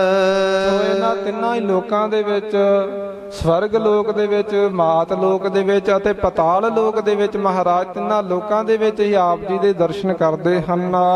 ਸਰਬਤਰ ਰਮਣੰ ਗੋਬਿੰਦ ਹੈ, ਨਾਨਕ ਲੇਪ ਸ਼ੇਪ ਨਾ ਲਿਪਿਆ ਤੇ। ਸਰਬਤਰ ਸਾਰਿਆਂ ਦੇ ਰਮਣੰ ਰਮਿਆ ਹੋਇਆ ਹੈ, ਗੋਬਿੰਦ ਹੈ ਜਿਹੜਾ ਧਰਤੀ ਦਾ ਪਾਲਕ ਵਾਹਿਗੁਰੂ ਹੈ। ਨਾਨਕ ਲੇਪ ਸ਼ੇਪ ਨਾ ਲਿਪਿਆ ਤੇ ਉਹ ਵਾਹਿਗੁਰੂ ਅਕਾਲ ਪੁਰਖ ਕਿਸੇ ਵੀ ਮਾਇਆ ਦੇ ਵਿੱਚ ਲਪਾਏਮਾਨ ਨਹੀਂ ਹੈ। ਤੇ ਸ਼ੇਪ ਨਾਉ ਹੈ ਕਲੰਕ ਦਾ, ਤੇ ਸ਼ੇਪ ਨਾਉ ਹੈ ਜਿਹੜਾ ਹੈ ਕਾਲਖ ਦਾ। ਕੋਈ ਵੀ ਪਰਮੇਸ਼ਰ ਦੇ ਉੱਪਰ ਕੋਈ ਕਾਲਖ ਨਹੀਂ ਹੈ, ਦਾਗ ਨਹੀਂ ਹੈ, ਕੋਈ ਧੱਬਾ ਨਹੀਂ ਹੈ। ਪਰਮੇਸ਼ਰ ਤਾਂ ਨਿਰਮਲ ਹੈ, ਇਸ ਕਰਕੇ ਲੇਪ ਛੇਪ ਨਾ ਲਿਪਿਆ ਤੇ ਪਰਮੇਸ਼ਰ ਨੂੰ ਨਾ ਤੇ ਕੋਈ ਮਾਇਆ ਦਾ ਲੇਪ ਹੈ, ਲਿਪਾਏ ਮਾਨਗੀ ਹੈ, ਤੇ ਨਾ ਹੀ ਕੋਈ ਕਲੰਕ ਲੱਗਾ ਹੋਇਆ ਹੈ। ਵਿਖਿਆ ਭਯੰਤ ਅੰਮ੍ਰਿਤੰ ਦ੍ਰਿਸ਼ਟਾ ਸਖਾ ਸਵਜਨ ਹੈ। ਵਿਖਿਆ ਭਯੰਤ ਅੰਮ੍ਰਿਤੰ, ਜਦੋਂ ਵਾਹਿਗੁਰੂ ਦੀ ਕਿਰਪਾ ਹੋਵੇ ਜਿਸ ਦੇ ਉੱਪਰ, ਉਹਦੇ ਵਾਸਤੇ ਖਾਲਸਾ ਜੀ ਜ਼ਹਿਰ ਵੀ ਜਿਹੜਾ ਅੰਮ੍ਰਿਤ ਵਰਗਾ ਬਣ ਜਾਂਦਾ ਹੈ। ਇੱਕ ਸਾਖੀ ਆਉਂਦੀ ਹੈ ਮੀਰਾ ਬਾਈ ਦੀ। ਇਹ ਮੀਰਾ ਬਾਈ ਜਦੋਂ ਜਿੱਥੇ ਵਿਆਹੀ ਹੋਈ ਸੀ, ਤੇ ਜਦੋਂ ਇਸਦਾ ਪਤੀ ਮਰ ਗਿਆ, ਇਹਦੇ ਜੇਠ ਨੇ ਇਸ ਦੇ ਨਾਲ ਈਰਖਾ ਕਰਕੇ ਤੇ ਖਿਚੜੀ ਦੇ ਵਿੱਚ ਜਿਹੜਾ ਸੀ ਜ਼ਹਿਰ ਮਿਲਾ ਦਿੱਤਾ। ਮੀਰਾ ਬਾਈ ਜਿਹੜੀ ਸੀ ਉਹ ਕ੍ਰਿਸ਼ਨ ਭਗਵਾਨ ਦੀ ਬੜੀ ਜ਼ਿਆਦਾ ਵੱਡੀ ਉਪਾਸਕ ਸੀ, ਉਹਦੀ ਬੜੀ ਜ਼ਿਆਦਾ ਭਗਤਨੀ ਸੀ ਇਹ। ਤੇ ਸਭ ਤੋਂ ਪਹਿਲਾਂ ਇਹ ਕ੍ਰਿਸ਼ਨ ਭਗਵਾਨ ਦੀ ਮੂਰਤੀ ਦੇ ਅੱਗੇ ਜੋ ਵੀ ਪ੍ਰਸ਼ਾਦਾ ਪਾਣੀ ਉਹ ਭੇਟਾ ਕਰਿਆ ਕਰਦੀ, ਭੋਗ ਲਵਾਇਆ ਕਰਦੀ। ਜਦੋਂ ਖਿਚੜੀ ਦਾ ਭੋਗ ਲਵਾਇਆ ਕ੍ਰਿਸ਼ਨ ਭਗਵਾਨ ਦੀ ਮੂਰਤੀ ਨੂੰ, ਤੇ ਉੱਥੇ ਫਿਰ ਇਸ ਤੇ ਕ੍ਰਿਸ਼ਨ ਭਗਵਾਨ ਨੇ ਐਸੀ ਕਿਰਪਾ ਕੀਤੀ ਕਿ ਉਹ ਜਿਹੜੀ ਖਿਚੜੀ ਦੇ ਵਿੱਚ ਜ਼ਹਿਰ ਪਿਆ ਹੋਇਆ ਸੀ, ਉਹ ਜ਼ਹਿਰ ਵਾਹਿਗੁਰੂ ਅਕਾਲ ਪੁਰਖ ਦੇ ਸਰੂਪ ਨੇ, ਜਿਹੜੇ ਕ੍ਰਿਸ਼ਨ ਭਗਵਾਨ ਨੇ ਉਹਨਾਂ ਦੇ ਅਵਤਾਰ ਹੀ ਪਰਮੇਸ਼ਰ ਦੇ, ਉਹਨਾਂ ਨੇ ਕੀ ਕੀਤਾ ਕਿ ਜ਼ਹਿਰ ਜਿਹੜਾ ਸੀ ਉਹ ਆਪ ਹੀ ਸਾਰਾ ਪੀ ਗਏ। ਤੇ ਉਹ ਜਦੋਂ ਖਿਚੜੀ ਖਾਧੀ ਮੀਰਾ ਬਾਈ ਨੇ, ਤੇ ਉਹ ਅੰਮ੍ਰਿਤ ਵਰਗੀ ਹੋਈ। ਇਸ ਕਰਕੇ ਜਿਨ੍ਹਾਂ ਦੇ ਉੱਪਰ ਵਾਹਿਗੁਰੂ ਦੀ ਕਿਰਪਾ ਹੋ ਜਾਂਦੀ ਹੈ, ਉਹਨਾਂ ਵਾਸਤੇ ਖਾਲਸਾ ਜੀ ਜਿਹੜਾ ਜ਼ਹਿਰ ਹੈ ਉਹ ਵੀ ਅੰਮ੍ਰਿਤ ਵਰਗਾ ਬਣ ਜਾਂਦਾ। ਤੇ ਇੱਕ ਹੋਰ ਖੋਤੀ ਮਰਦਾਨ ਵਾਲੇ ਮਹਾਂਪੁਰਖਾਂ ਦੀ ਸਾਖੀ ਆਉਂਦੀ ਹੈ ਬਾਬਾ ਆਇਆ ਸਿੰਘ ਜੀ ਦੀ। ਕਹਿੰਦੇ ਵੀ ਉਹਨਾਂ ਦਾ ਇੱਕ ਸੇਵਕ ਸੀ, ਉਹਨਾਂ ਦਾ ਜਿਹੜਾ ਗੜਵਈ ਸਿੰਘ ਸੀ ਕੋਈ, ਤੇ ਉਹ ਜਿਹੜੀ ਉਹ ਗੱਦੀ ਸੀ, ਪੱਗ ਦੇ ਲਾਲਚ ਨੂੰ ਉਹਨੇ ਕੀ ਕੀਤਾ ਕਿ ਇੱਕ ਦਿਨ ਮਹਾਂਪੁਰਖਾਂ ਨੂੰ ਜ਼ਹਿਰ, ਦੁੱਧ ਦੇ ਵਿੱਚ ਜ਼ਹਿਰ ਮਿਲਾ ਕੇ ਦੇ ਦਿੱਤਾ। ਤੇ ਮਹਾਂਪੁਰਖਾਂ ਨੇ ਸਤਿਨਾਮ ਵਾਹਿਗੁਰੂ ਦਾ ਜਾਪ ਕਰਕੇ ਛਕ ਲਿਆ ਉਹ ਦੁੱਧ, ਤੇ ਕੋਈ ਫਰਕ ਨਹੀਂ ਹੋਇਆ, ਕੋਈ ਵੀ ਸਰੀਰ ਦੇ ਵਿੱਚ ਕੋਈ ਕਠਿਨਾਈ ਨਹੀਂ ਹੋਈ, ਕੋਈ ਵੀ ਹਲਚਲ ਨਹੀਂ ਹੋਈ। ਇਸੇ ਤਰ੍ਹਾਂ ਇੱਕ ਰਾਸੀ ਬਿਰਤੀ ਰਹੀ। ਦੂਜੀ ਵਾਰੀ ਫੇਰ ਦਿੱਤਾ ਉਹ ਜ਼ਹਿਰ ਪਾ ਕੇ, ਫੇਰ ਮਹਾਂਪੁਰਖਾਂ ਨੂੰ ਕੁਝ ਵੀ ਨਹੀਂ ਹੋਇਆ। ਤੇ ਜਦੋਂ ਤੀਜੀ ਵਾਰੀ ਫੇਰ ਦਿੱਤਾ, ਤੇ ਮਹਾਂਪੁਰਖਾਂ ਨੇ ਕਿਹਾ ਕਿ ਭਾਈ ਲੋਕਾ, ਤੂੰ 2 ਵਾਰੀ ਪਹਿਲਾਂ ਵੀ ਸਾਨੂੰ ਜ਼ਹਿਰ ਦੇ ਚੁੱਕਿਆ ਹਾਂ, ਤੇ ਸਾਡੇ ਤੇ ਵਾਹਿਗੁਰੂ ਦੀ ਕਿਰਪਾ ਹੈ, ਅਸੀਂ ਇੱਕਮਿਕ ਹੋਏ ਹਾਂ, ਇੱਕ ਰਸ ਹਾਂ, ਵਾਹਿਗੁਰੂ ਦੇ ਨਾਲ ਅਭੇਦ ਹਾਂ, ਤੇ ਸਾਨੂੰ ਜਿਹੜਾ ਇਹ ਜ਼ਹਿਰ ਦਾ ਕੋਈ ਅਸਰ ਨਹੀਂ ਹੁੰਦਾ, ਸਾਨੂੰ ਤੇ ਅੰਮ੍ਰਿਤ ਵਰਗਾ ਹੀ ਲੱਗਦਾ ਹੈ। ਪਰ ਹੁਣ ਜੇ ਤੇਰੇ ਮਨ ਦੀ ਇੱਛਾ ਇਹੋ ਹੈ ਕਿ ਅਸੀਂ ਇਸ ਸੰਸਾਰ ਤੋਂ ਚਲੇ ਜਾਈਏ, ਤੇ ਜਾਂ ਫਿਰ ਤੇਰੀ ਇੱਛਾ ਪੂਰਨ ਕਰਨ ਵਾਸਤੇ ਆਪਾਂ ਇਹ ਦੁੱਧ ਨੂੰ ਹੁਣ ਜ਼ਹਿਰ ਵਾਂਗਾ ਪੀਵਾਂਗੇ। ਤੇ ਜਦੋਂ ਮਹਾਂਪੁਰਖਾਂ ਨੇ ਦੱਸਦੇ ਵੀ ਉਹ ਦੁੱਧ ਪੀਤਾ ਜ਼ਹਿਰ ਸਮਝ ਕੇ, ਤੇ ਫਿਰ ਉਹਨਾਂ ਨੂੰ ਜ਼ਹਿਰ ਵਾਂਗਾ ਹੀ ਅਸਰ ਕੀਤਾ। ਫਿਰ ਮਹਾਂਪੁਰਖਾਂ ਨੇ ਆਪਣਾ ਸਰੀਰ ਸ਼ਾਂਤ ਕਰ ਲਿਆ। ਵੇਖੋ ਉਹ ਜੀਵ ਦੇ ਉੱਪਰ ਕਿੰਨੀ ਦਇਆ ਕੀਤੀ ਮਹਾਂਪੁਰਖਾਂ ਨੇ ਆਪਣੇ ਗੜਵਈ ਦੇ ਉੱਪਰ। ਜੇ ਚਾਹੁੰਦੇ ਤੇ ਉਹ ਸਾਰੀਆਂ ਉਹਨਾਂ ਤੋਂ ਪਾਵਰਾਂ ਸੀ, ਉਹਨੂੰ ਫਨਾ ਵੀ ਕਰ ਸਕਦੇ, ਪਰ ਨਹੀਂ, ਸਾਧਾਂ ਦਾ ਇਦਾਂ ਦਾ ਸੁਭਾਅ ਨਹੀਂ ਹੁੰਦਾ। ਸਾਧਾਂ ਦਾ ਸੁਭਾਅ ਹੁੰਦਾ ਖਾਲਸਾ, ਜਿਵੇਂ ਆਪ ਜੀ ਨੇ ਬਿੱਛੂ ਅਤੇ ਉਹ ਮਹਾਤਮਾ ਦੀ ਸਾਖੀ ਸੁਣੀ ਹੈ ਨਾ, ਬਿੱਛੂ ਜਿੰਨੀ ਵਰਦੀ ਮਾਰੀ ਡੰਗ ਮਾਰਦਾ ਸੀ, ਪਰ ਮਹਾਂਪੁਰਖੋਂ ਤੇ ਦਇਆ ਕਰਕੇ ਫਿਰ ਪਾਣੀ ਦੇ ਵਿੱਚੋਂ ਬਾਹਰ ਕੱਢਦੇ ਸੀ। ਇਸੇ ਤਰ੍ਹਾਂ ਹੀ ਸੰਤਾਂ ਮਹਾਤਮਾ ਦੀ ਜਿਹੜੀ ਬਿਰਤੀ ਹੁੰਦੀ ਹੈ ਨਾ, ਉਹਨਾਂ ਦੀ ਜਿਹੜਾ ਸੁਭਾਅ ਹੁੰਦਾ ਹੈ ਬੜਾ ਜ਼ਿਆਦਾ ਕੋਮਲ ਦਇਆ ਵਾਲਾ ਸੁਭਾਅ ਹੁੰਦਾ ਹੈ ਉਹਨਾਂ ਦਾ। ਇਸ ਕਰਕੇ ਉਹ ਮਹਾਂਪੁਰਖਾਂ ਨੇ ਉਹਨੂੰ ਕੁਝ ਵੀ ਨਹੀਂ ਕਿਹਾ, ਤੇ ਉਹਦੇ ਵਾਸਤੇ ਉਹ ਜਿਹੜੀ ਉਹਦੇ ਮਨ ਦੇ ਵਿੱਚ ਲਾਲਸਾ ਸੀ ਕਿ ਅਗਲੀ ਪੱਗ ਜਿਹੜੀ ਹੈ ਮੈਨੂੰ ਮਿਲੇ, ਉਹਦੀ ਲਾਲਸਾ ਪੂਰਨ ਕਰਨ ਵਾਸਤੇ ਮਹਾਂਪੁਰਖ ਆਪ ਜ਼ਹਿਰ ਪੀ ਗਏ। ਤੇ ਪਰ ਜਿਹਨਾਂ ਦੇ ਵਾਹਿਗੁਰੂ ਦੀ ਕਿਰਪਾ ਹੋ ਜਾਂਦੀ ਹੈ, ਮਹਾਰਾਜ ਜੀ ਆਖਦੇ ਕਿ ਜਿਹੜਾ ਜ਼ਹਿਰ ਹੈ ਵਿਖਿਆ ਭਯੰਤ ਅੰਮ੍ਰਿਤੰ, ਜ਼ਹਿਰ ਵੀ ਉਹਨਾਂ ਦੇ ਵਾਸਤੇ ਜਿਹੜਾ ਅੰਮ੍ਰਿਤ ਬਣ ਜਾਂਦਾ ਹੈ।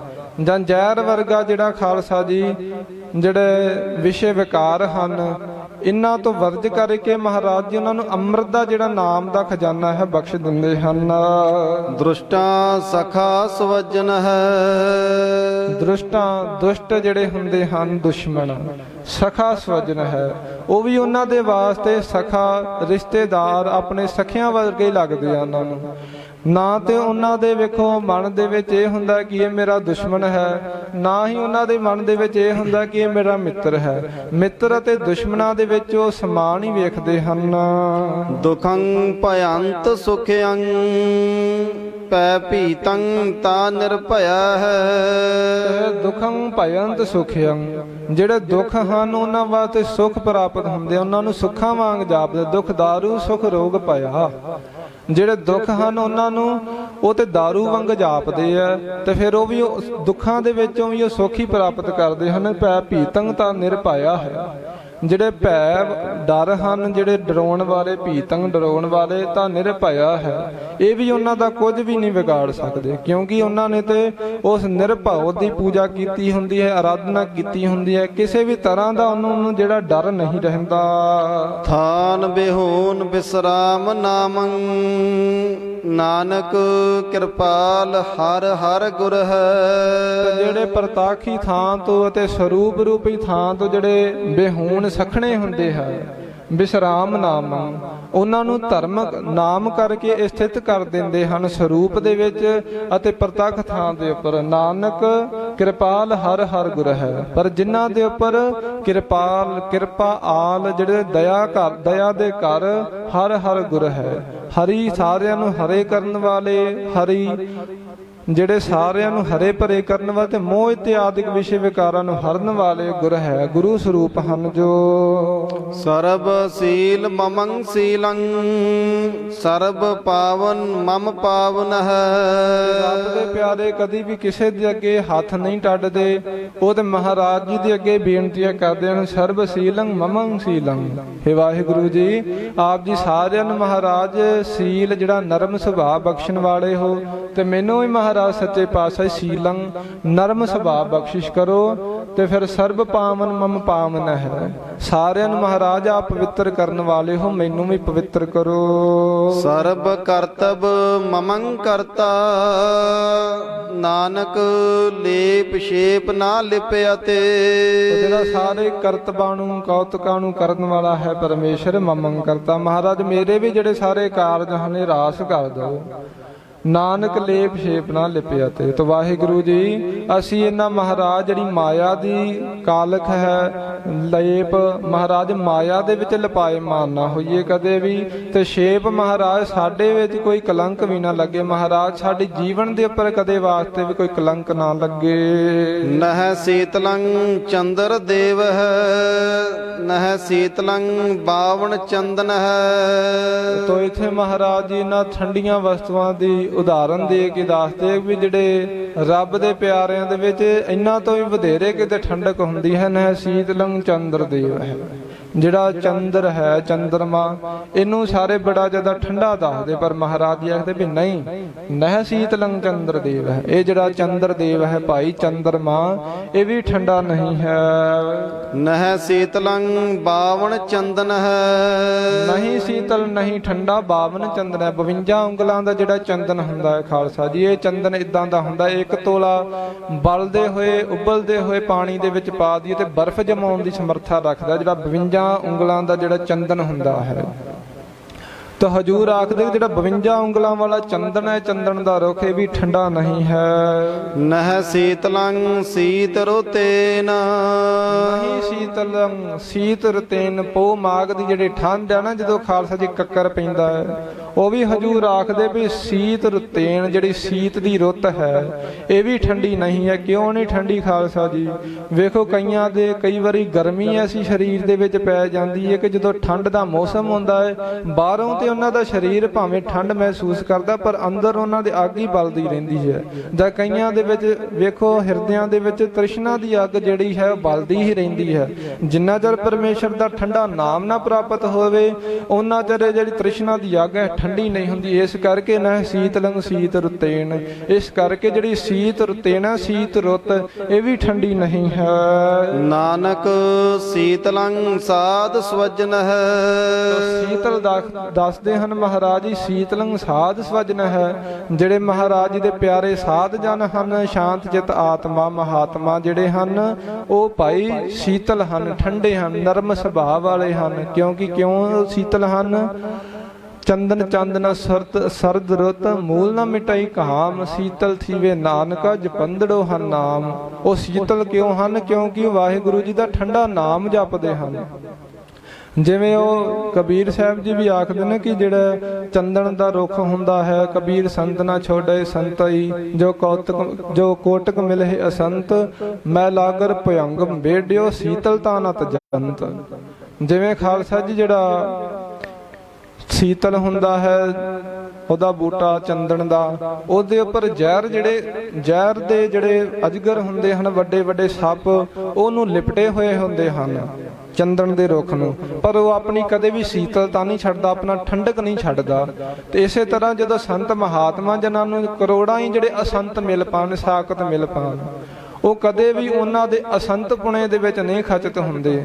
ਉਹਨਾਂ ਦੀਆਂ ਭੈੜੀਆਂ ਆਦਤਾਂ ਦੇ ਕਦੇ ਵੀ ਵਸੀਕਾਰ ਨਹੀਂ ਹੁੰਦੇ। ਜਿਹੜੇ ਅਸੰਤ ਹੁੰਦੇ ਹਨ, ਭਾਵ ਕਿ ਜਿਨ੍ਹਾਂ ਦੇ ਵਿੱਚ ਸੰਤਾਂ ਵਾਲਾ ਕੋਈ ਗੁਣ ਹੀ ਨਹੀਂ, ਅਸੰਤ ਜਿਹੜੇ ਅਸ਼ਾਂਤ ਹੁੰਦੇ ਹਨ, ਐਸੇ ਭਾਵੇਂ ਕਰੋੜਾਂ ਹੀ ਮਿਲ ਜਾਣ, ਪਰ ਸੀਤਲ ਜਿਹੜੇ ਸੰਤ ਹੁੰਦੇ ਹਨ, ਕੋਟਕ ਮਿਲੇ ਅਸੰਤ, ਭਾਵੇਂ ਕਰੋੜਾਂ ਹੀ ਐਸੇ ਅਸੰਤ ਅਸ਼ਾਂਤ ਬਿਰਤੀ ਵਾਲੇ ਲੋਕ ਮਿਲ ਪਨ, ਪਰ ਜਿਹੜੇ ਸੰਤ ਨਾ ਛੋੜੇ ਸੰਤਾਈ, ਆਪਣੀ ਉਹ ਸੰਤਾਈ ਨਹੀਂ ਛੋੜਦੇ, ਆਪਣੇ ਜਿਹੜੇ ਸ਼ਾਂਤ ਚਿਤ ਬਿਰਤੀ ਹੈ ਇਸ ਨੂੰ ਨਹੀਂ ਛੱਡਦੇ। ਮੈਂ ਲਾਗਰ ਭਯੰਗਮ ਵੇਢਿਓ, ਜਿਵੇਂ ਜਿਹੜਾ ਸੱਪਾਂ ਨੇ ਚੰਦਨ ਦੇ ਰੁੱਖ ਨੂੰ ਘੇਰਿਆ ਹੋਵੇ, ਉਸ ਨੂੰ ਲਿਪਟੇ ਹੋਣ, ਸੀਤਲਤਾ ਨਤ ਜੰਤ, ਉਹ ਆਪਣੀ ਠੰਡਕ ਨਹੀਂ ਨਾ ਛੱਡਦਾ। ਇਸੇ ਤਰ੍ਹਾਂ ਸੰਤ ਵੀ ਆਪਣਾ ਜਿਹੜਾ ਠੰਡਾ ਸੁਭਾਅ ਨਹੀਂ ਛੱਡਦੇ। ਇਸੇ ਕਰਕੇ ਮਹਾਰਾਜ ਜੀ ਆਖਦੇ ਨਾਨਕ ਸੀਤਲੰ ਸਾਧ ਸਵਜਨਾ ਹੈ। ਜਿਹੜੇ ਵਾਹਿਗੁਰੂ ਦੇ ਪਿਆਰੇ ਗੁਰਮੁਖ ਹਨ, ਉਹ ਭਾਈ ਸੀਤਲ ਹਨ, ਠੰਡੇ ਹਨ। ਮੰਤਰੰ ਰਾਮ ਰਾਮ ਨਾਮੰ ਧਿਆਨੰ ਸਰਬਤਰ ਪੂਰਨ ਹੈ। ਇਸ ਸ਼ਲੋਕ ਦੇ ਵਿੱਚ ਹਜੂਰ ਦੱਸਣਗੇ ਕਿ ਸਾਧ ਕਿਹਨੂੰ ਆਖਿਆ ਜਾਂਦਾ ਹੈ, ਸੰਤ ਕਿਸ ਨੂੰ ਆਖਿਆ ਜਾਂਦਾ ਹੈ। ਫਿਰ ਪੜ੍ਹ ਦਿਓ। ਮੰਤਰੰ ਰਾਮ ਰਾਮ ਨਾਮੰ ਧਿਆਨੰ ਸਰਬਤਰ ਪੂਰਨ ਹੈ। ਜਿਨ੍ਹਾਂ ਨੇ ਭਾਈ ਹਮੇਸ਼ਾ ਹੀ ਸਵਾਸ ਕਰਕੇ ਜਿਹੜੇ ਰਾਮ ਰਾਮ ਦਾ ਜਾਪ ਕਰਦੇ ਹਨ, ਰਾਮ ਜਿਹੜਾ ਸਾਰਿਆਂ ਦੇ ਵਿੱਚ ਰਮਿਆ ਹੋਇਆ ਹੈ, ਰਾਮ ਭਗਵਾਨ ਜਿਹੜਾ ਪਰਮੇਸ਼ਰ ਹੈ, ਉਹਦਾ ਜਿਹੜਾ ਸਿਮਰਨ ਕਰਦੇ ਹਨ, ਸਵਾਸ ਕਰਕੇ ਨਾਮ ਜਪਦੇ ਹਨ। ਧਿਆਨੰ ਸਰਬਤਰ ਪੂਰਨ ਹੈ, ਜਿਹੜਾ ਸਾਰਿਆਂ ਦੇ ਵਿੱਚ ਪੂਰਨ ਹੈ, ਘਟ ਘਟ ਦੇ ਵਿੱਚ ਵਸ ਰਿਹਾ ਹੈ ਪਰਮੇਸ਼ਰ, ਉਸ ਦੇ ਵਿੱਚ ਧਿਆਨ ਜੋੜਦੇ ਹਨ। ਗਿਆਨੰ ਸਮ ਦੁਖ ਸੁਖਯੰ ਜੁਗਤ ਨਿਰਮਲ ਨਿਰਵੈਰਨ ਹੈ। ਉਹਨਾਂ ਦੇ ਜਿਹੜੇ ਗਿਆਨ ਸਮਝ ਹੁੰਦੀ ਹੈ, ਸਮ ਸੁਖ ਦੁਖ ਸੁਖੰ, ਦੁੱਖਾਂ ਦੇ ਵਿੱਚ ਤੇ ਸੁੱਖਾਂ ਨੂੰ ਉਹ ਸਮਾਨ ਕਰਕੇ ਜਾਣਦੇ ਹਨ। ਉਹ ਫਿਰ ਦੁੱਖਾਂ ਦੇ ਵਿੱਚੋਂ ਵੀ ਆਪਣਾ ਦਾਰੂ ਲੱਭ ਲੈਂਦੇ ਆ ਤੇ ਸੁੱਖਾਂ ਦੇ ਵੇਲੇ ਕਦੇ ਬਹੁਤੇ ਜ਼ਿਆਦਾ ਖੁਸ਼ ਨਹੀਂ ਹੁੰਦੇ। ਜਦੋਂ ਦੁੱਖ ਆਉਂਦੇ ਹਨ, ਉਦੋਂ ਇਹ ਸਮਝਦੇ ਆ ਕਿ ਦੁੱਖ ਵੀ ਕਿਹੜਾ ਬਹੁਤੇ ਚਿਰ ਰਹਿਣੇ ਆ, ਤੇ ਜਦੋਂ ਕਿਤੇ ਸੁੱਖ ਆ ਜਾਣ ਤੇ ਸੁੱਖਾਂ ਦੇ ਵਿੱਚ ਵੀ ਇਹੋ ਗੱਲ ਹੀ ਕਹਿੰਦੇ ਕਿ ਵਾਹਿਗੁਰੂ ਤੇਰੇ ਭਾਣੇ ਦੇ ਅੰਦਰ ਮਹਾਰਾਜ ਸੱਚੇ ਪਾਤਸ਼ਾਹ ਇਹ ਜਿਹੜੇ ਸੁੱਖ ਪ੍ਰਾਪਤ ਹੋਏ ਹਨ, ਮਹਾਰਾਜ ਤੇਰੇ ਭਾਣੇ ਦੇ ਅੰਦਰ ਹੀ ਦੁੱਖ ਆਉਣੇ ਹਨ। ਇਸ ਕਰਕੇ ਮਹਾਰਾਜ ਇਹਨਾਂ ਸੁੱਖਾਂ ਦੇ ਵਿੱਚ ਕਿਤੇ ਆਪਾਂ ਮਹਾਰਾਜ ਖਚਤ ਨਾ ਹੋ ਜਾਈਏ। ਇਹਨਾਂ ਸੁੱਖਾਂ ਨੂੰ ਹੀ ਮਹਾਰਾਜ ਸੱਚੇ ਪਾਤਸ਼ਾਹ ਕਿਤੇ ਇਹਨਾਂ ਦੇ ਵਿੱਚ ਹੀ ਖੁੱਭ ਕਰਕੇ ਆਪ ਜੀ ਕਿਤੇ ਵਿਸਰ ਨਾ ਜਾਈਏ। ਇਸ ਕਰਕੇ ਸੁੱਖਾਂ ਤੇ ਦੁੱਖਾਂ ਦੇ ਵਿੱਚ ਉਹ ਦ੍ਰਿਸ਼ਟੀ ਸਮਾਨ ਰੱਖਦੇ ਹਨ। ਜੁਗਤ ਨਿਰਮਲ ਨਿਰਵੈਰਨ ਹੈ, ਤੇ ਉਹਨਾਂ ਦੀ ਫਿਰ ਜਿਹੜੀ ਨਿਰਮਲ ਜੁਗਤੀ ਹੈ ਨਾ, ਉਹਨਾਂ ਨਿਰਵੈਰਨ ਹੈ, ਜਿਹੜਾ ਨਿਰਵੈਰ ਪਰਮੇਸ਼ਰ ਹੈ ਉਹਦੇ ਨਾਲ ਜੋੜਦੀ ਹੈ। ਦਇਆਲੰ ਸਰਬਤਰ ਜੀਆ ਪੰਚ ਦੋਖ ਵਿਵਰਜਿਤ ਹੈ। ਉਹਨਾਂ ਦੇ ਮੂਹਰੇ ਭਾਵੇਂ ਕੋਈ ਚੰਗਾ ਆ ਜਾਵੇ, ਕੋਈ ਮੰਦਾ ਆ ਜਾਵੇ, ਭਾਵੇਂ ਕੋਈ ਦੁਸ਼ਮਣ ਹੀ ਉਹਨਾਂ ਦੇ ਅੱਗੇ ਸ੍ਰੀ ਸਾਹਿਬ ਚੁੱਕੀ ਆਉਂਦਿਆ ਹੋਵੇ, ਪਰ ਕੀ ਕਰਦੇ ਆ? ਦਇਆਲੰ ਸਰਬਤਰ ਜੀਆ, ਸਾਰੇ ਜੀਵਾਂ ਦਾ ਭਲਾ ਹੀ ਲੋਚਦੇ, ਕਿਸੇ ਦੇ ਵੀ ਮਾੜਾ ਨਹੀਂ ਤੱਕਦੇ। ਪੰਜ ਦੋਖ ਵਿਵਰਜਿਤ ਹੈ, ਸ਼ਬਦ ਸਰੂਪ, ਸ਼ਬਦ ਸਪਰਸ਼ ਰੂਪ ਰਸ ਗੰਧ, ਜਿਹੜੇ ਪੰਜ ਦੋਖ ਹੈ ਇਹਨਾਂ ਤੋਂ ਵੀ ਉਹ ਬਚ ਕੇ ਰੱਖਦੇ, ਇਹਨਾਂ ਨੂੰ ਵੀ ਰੋਕ ਕੇ ਰੱਖਦੇ। ਪੰਜ ਦੋਖ ਜਿਹੜੇ ਹਨ ਵਿਸ਼ੇ ਵਿਕਾਰ, ਕਾਮ ਕ੍ਰੋਧ ਲੋਭ ਮੋਹ ਹੰਕਾਰ, ਇਹਨਾਂ ਨੂੰ ਵੀ ਵਰਜ ਕੇ ਹੀ ਰੱਖਦੇ ਆ। ਇੰਦਰੀ ਜਿਤ ਪੰਜ ਦੋਖ ਤੇ ਰਹਿਤ ਨਾਨਕ ਕੋਟ ਮੱਧੇ ਕੋ ਐਸਾ ਅਪਰਸ। ਇਸ ਤਰ੍ਹਾਂ ਉਹ ਜਿਹੜੀ ਇੰਦਰੀ ਹੁੰਦੀ ਹੈ, ਉਹਨਾਂ ਦੀ ਇੰਦਰੇ ਜਿਹੜੇ ਹੁੰਦੇ ਆ ਪੰਜਾਂ ਦੋਖਾਂ ਤੋਂ ਹੀ ਜਿਹੜੇ ਰਹਿਤ ਹੁੰਦੇ ਹਨ। ਇਸ ਕਰਕੇ ਪੰਜ ਦੋਖ ਵਿਵਰਜਿਤ ਹੈ, ਉਹ ਪੰਜ ਦੋਖਾਂ ਨੂੰ, ਦੋਸ਼ਾਂ ਨੂੰ ਵਰਜ ਕਰਕੇ ਰੱਖਦੇ ਹਨ। ਭੋਜਨੰ ਗੋਪਾਲ ਕੀਰਤਨੰ ਅਲਪ ਮਾਇਆ ਜਲ ਕਮਲ ਰਹਿਤ ਹੈ। ਤੇ ਉਹਨਾਂ ਦਾ ਫਿਰ ਭੋਜਨ ਕੀ ਬਣ ਜਾਂਦਾ ਹੈ? ਗੋਪਾਲ ਕੀਰਤਨ, ਜਿਹੜਾ ਧਰਤੀ ਦਾ ਪਾਲਕ ਵਾਹਿਗੁਰੂ ਹੈ, ਉਹਦੀ ਕੀਰਤੀ ਜਸ ਵਡਿਆਈ ਕਰਨੀ ਹੀ ਉਹਨਾਂ ਦਾ ਭੋਜਨ ਬਣ ਜਾਂਦੀ ਹੈ। ਉਹਨਾਂ ਨੂੰ ਕਦੇ ਫਿਰ ਖਾਲਸਾ ਜੀ ਪ੍ਰਸ਼ਾਦੇ ਦੀ ਭੁੱਖ ਨਹੀਂ ਰਹਿੰਦੀ। ਤਾਂ ਸੰਤ ਬਾਬਾ ਠਾਕੁਰ ਸਿੰਘ ਜੀ ਮਹਾਂਪੁਰਖ ਉਹਨਾਂ ਦੇ ਨਾਲ ਵਿਚਰੇ ਹੋਏ ਸਿੰਘਾਂ ਤੋਂ ਸਰਵਣ ਕੀਤਾ ਹੈ ਕਿ ਖਾਲਸਾ ਜੀ ਮਹਾਂਪੁਰਖ ਕਿੰਨਾ ਕਿੰਨਾ ਸਮਾਂ ਪ੍ਰਸ਼ਾਦਾ ਹੀ ਨਹੀਂ ਛਕਿਆ ਕਰਦੇ, ਕਿੰਨੇ ਕਿੰਨੇ ਦਿਨ, ਹਫ਼ਤੇ, ਕਈ ਵਾਰੀ ਤਾਂ ਮਹੀਨਾ ਮਹੀਨਾ ਵੀ ਲੰਘ ਜਾਂਦਾ, ਮਹਾਂਪੁਰਖ ਪ੍ਰਸ਼ਾਦਾ ਹੀ ਨਾ ਛਕਦੇ। ਬਸ ਚੱਤੋ ਪੈਰ ਹੀ ਗੁਰਬਾਣੀ ਸ਼ਰਵਣ ਕਰੀ ਜਾਣੀ, ਸੁੱਤੇ ਵੀ ਜਾਗਦੇ ਵੀ, ਮਹਾਂਪੁਰਖ ਸੌਂਦੇ ਹੀ ਨਹੀਂ ਸਨ। ਜੇ ਕਿਤੇ ਕਿਸੇ ਸਿੰਘ ਨੂੰ ਭੁਲੇਖਾ ਪੈ ਜਾਣਾ ਨਾ ਕਿ ਮਹਾਂਪੁਰਖ ਸੌਂ ਗਏ ਆ ਤੇ ਉਹਨੇ ਗੁਟਕਾ ਸਾਹਿਬ ਸੰਤੋਖਣ ਦੀ ਕੋਸ਼ਿਸ਼ ਕਰਨੀ। ਮਹਾਂਪੁਰਖਾਂ ਨੇ ਇਸੇ ਵੇਲੇ ਕਹਾ ਭਾਈ ਮੈਂ ਸੁੱਤਾ ਨਹੀਂ ਆ, ਬਾਣੀ ਨੂੰ ਤੂੰ ਜਾਰੀ ਰੱਖ, ਬਾਣੀ ਨੂੰ ਇਸੇ ਤਰ੍ਹਾਂ ਹੀ ਨਿਰੰਤਰ ਹੀ ਤੂੰ ਪੜਿਆ ਕਰ।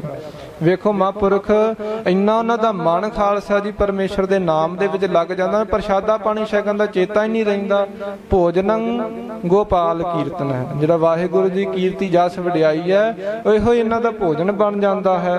ਅਲਪ ਮਾਇਆ ਜਲ ਕਮਲ ਰਹਿਤ ਹੈ, ਜਿਹੜੀ ਅਲਪ ਮਾਇਆ ਤੁੱਛ ਮਾਤਰ ਮਾਇਆ ਹੈ, ਇਸ ਨੂੰ ਤੁੱਛ ਜਾਣ ਕੇ ਜਲ ਕਮਲ ਰਹਿਤ ਹੈ। ਜਿਵੇਂ ਜਲ ਦੇ ਵਿੱਚ ਕਮਲ ਰਹਿਤ ਰਹਿੰਦਾ ਹੈ, ਉੱਪਰ ਰਹਿੰਦਾ ਹੈ, ਕਦੇ ਵੀ ਜਿਹੜਾ ਚਿੱਕੜ ਦੇ ਵਿੱਚ ਕਮਲ ਹੁੰਦਾ ਹੈ ਖੁੱਬਦਾ ਨਹੀਂ ਹੈ, ਚਿੱਕੜ ਨਹੀਂ ਲੱਗਣ ਦਿੰਦਾ ਆਪਣੇ ਆਪ ਨੂੰ। ਇਸੇ ਤਰ੍ਹਾਂ ਜਿਹੜੇ ਮਹਾਂਪੁਰਖ ਸੰਤ ਮਹਾਤਮਾ ਹੁੰਦੇ ਹਨ, ਇਹ ਮਾਇਆ ਦਾ ਚਿੱਕੜ ਆਪਣੇ ਆਪ ਨੂੰ ਨਹੀਂ ਲੱਗਣ ਦਿੰਦੇ। ਉਪਦੇਸੰ ਸਾਮ ਮਿੱਤਰ ਸਤਰਹ ਭਗਵੰਤ ਭਗਤ ਭਾਵਨੀ।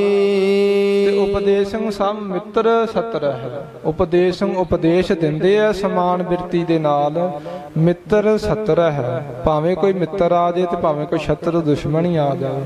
ਉਹ ਇਹ ਨਹੀਂ ਕਹਿੰਦੇ ਵੀ ਸ਼ਤਰੂ ਨੂੰ ਇਹ ਨਹੀਂ ਕਹਿੰਦੇ ਵੀ ਤੂੰ ਮਹਾਰਾਜ ਦਾ ਨਾਮ ਨਾ ਜਪਿਆ ਕਰ, ਤੂੰ ਤਾਂ ਵਿਸ਼ੇ ਵਿਕਾਰ ਹੀ ਭੋਗਿਆ ਕਰ। ਨਹੀਂ, ਉਹ ਭਾਵੇਂ ਕੋਈ ਮਿੱਤਰ ਪਿਆਰਾ ਹੋਵੇ ਉਹਨਾਂ ਦਾ ਤੇ ਭਾਵੇਂ ਦੁਸ਼ਮਣ ਹੋ ਜਾਏ, ਉਹਨੂੰ ਇੱਕੋ ਹੀ ਸਿੱਖ ਦਿੰਦੇ ਭਾਈ ਨਾਮ ਜਪੋ, ਵੰਡ ਛਕੋ, ਕਿਰਤ ਕਰੋ।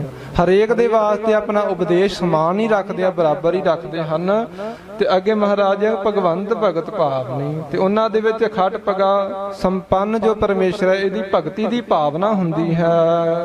ਪਰ ਨਿੰਦਾ ਨਹਿ ਸਰੋਤ ਸਰਵਣੰ ਆਪ ਤਿਆਗ ਸਗਲ ਰੇਨੁਕ ਹੈ। ਪਰ ਨਿੰਦਾ ਨਹਿ ਸਰੋਤ ਸਰਵਣੰ, ਪਰਾਏ ਦੀ ਨਿੰਦਾ ਕਦੇ ਵੀ ਆਪਣੇ ਕੰਨਾਂ ਦੇ ਨਾਲ ਨਹੀਂ ਸੁਣਦੇ।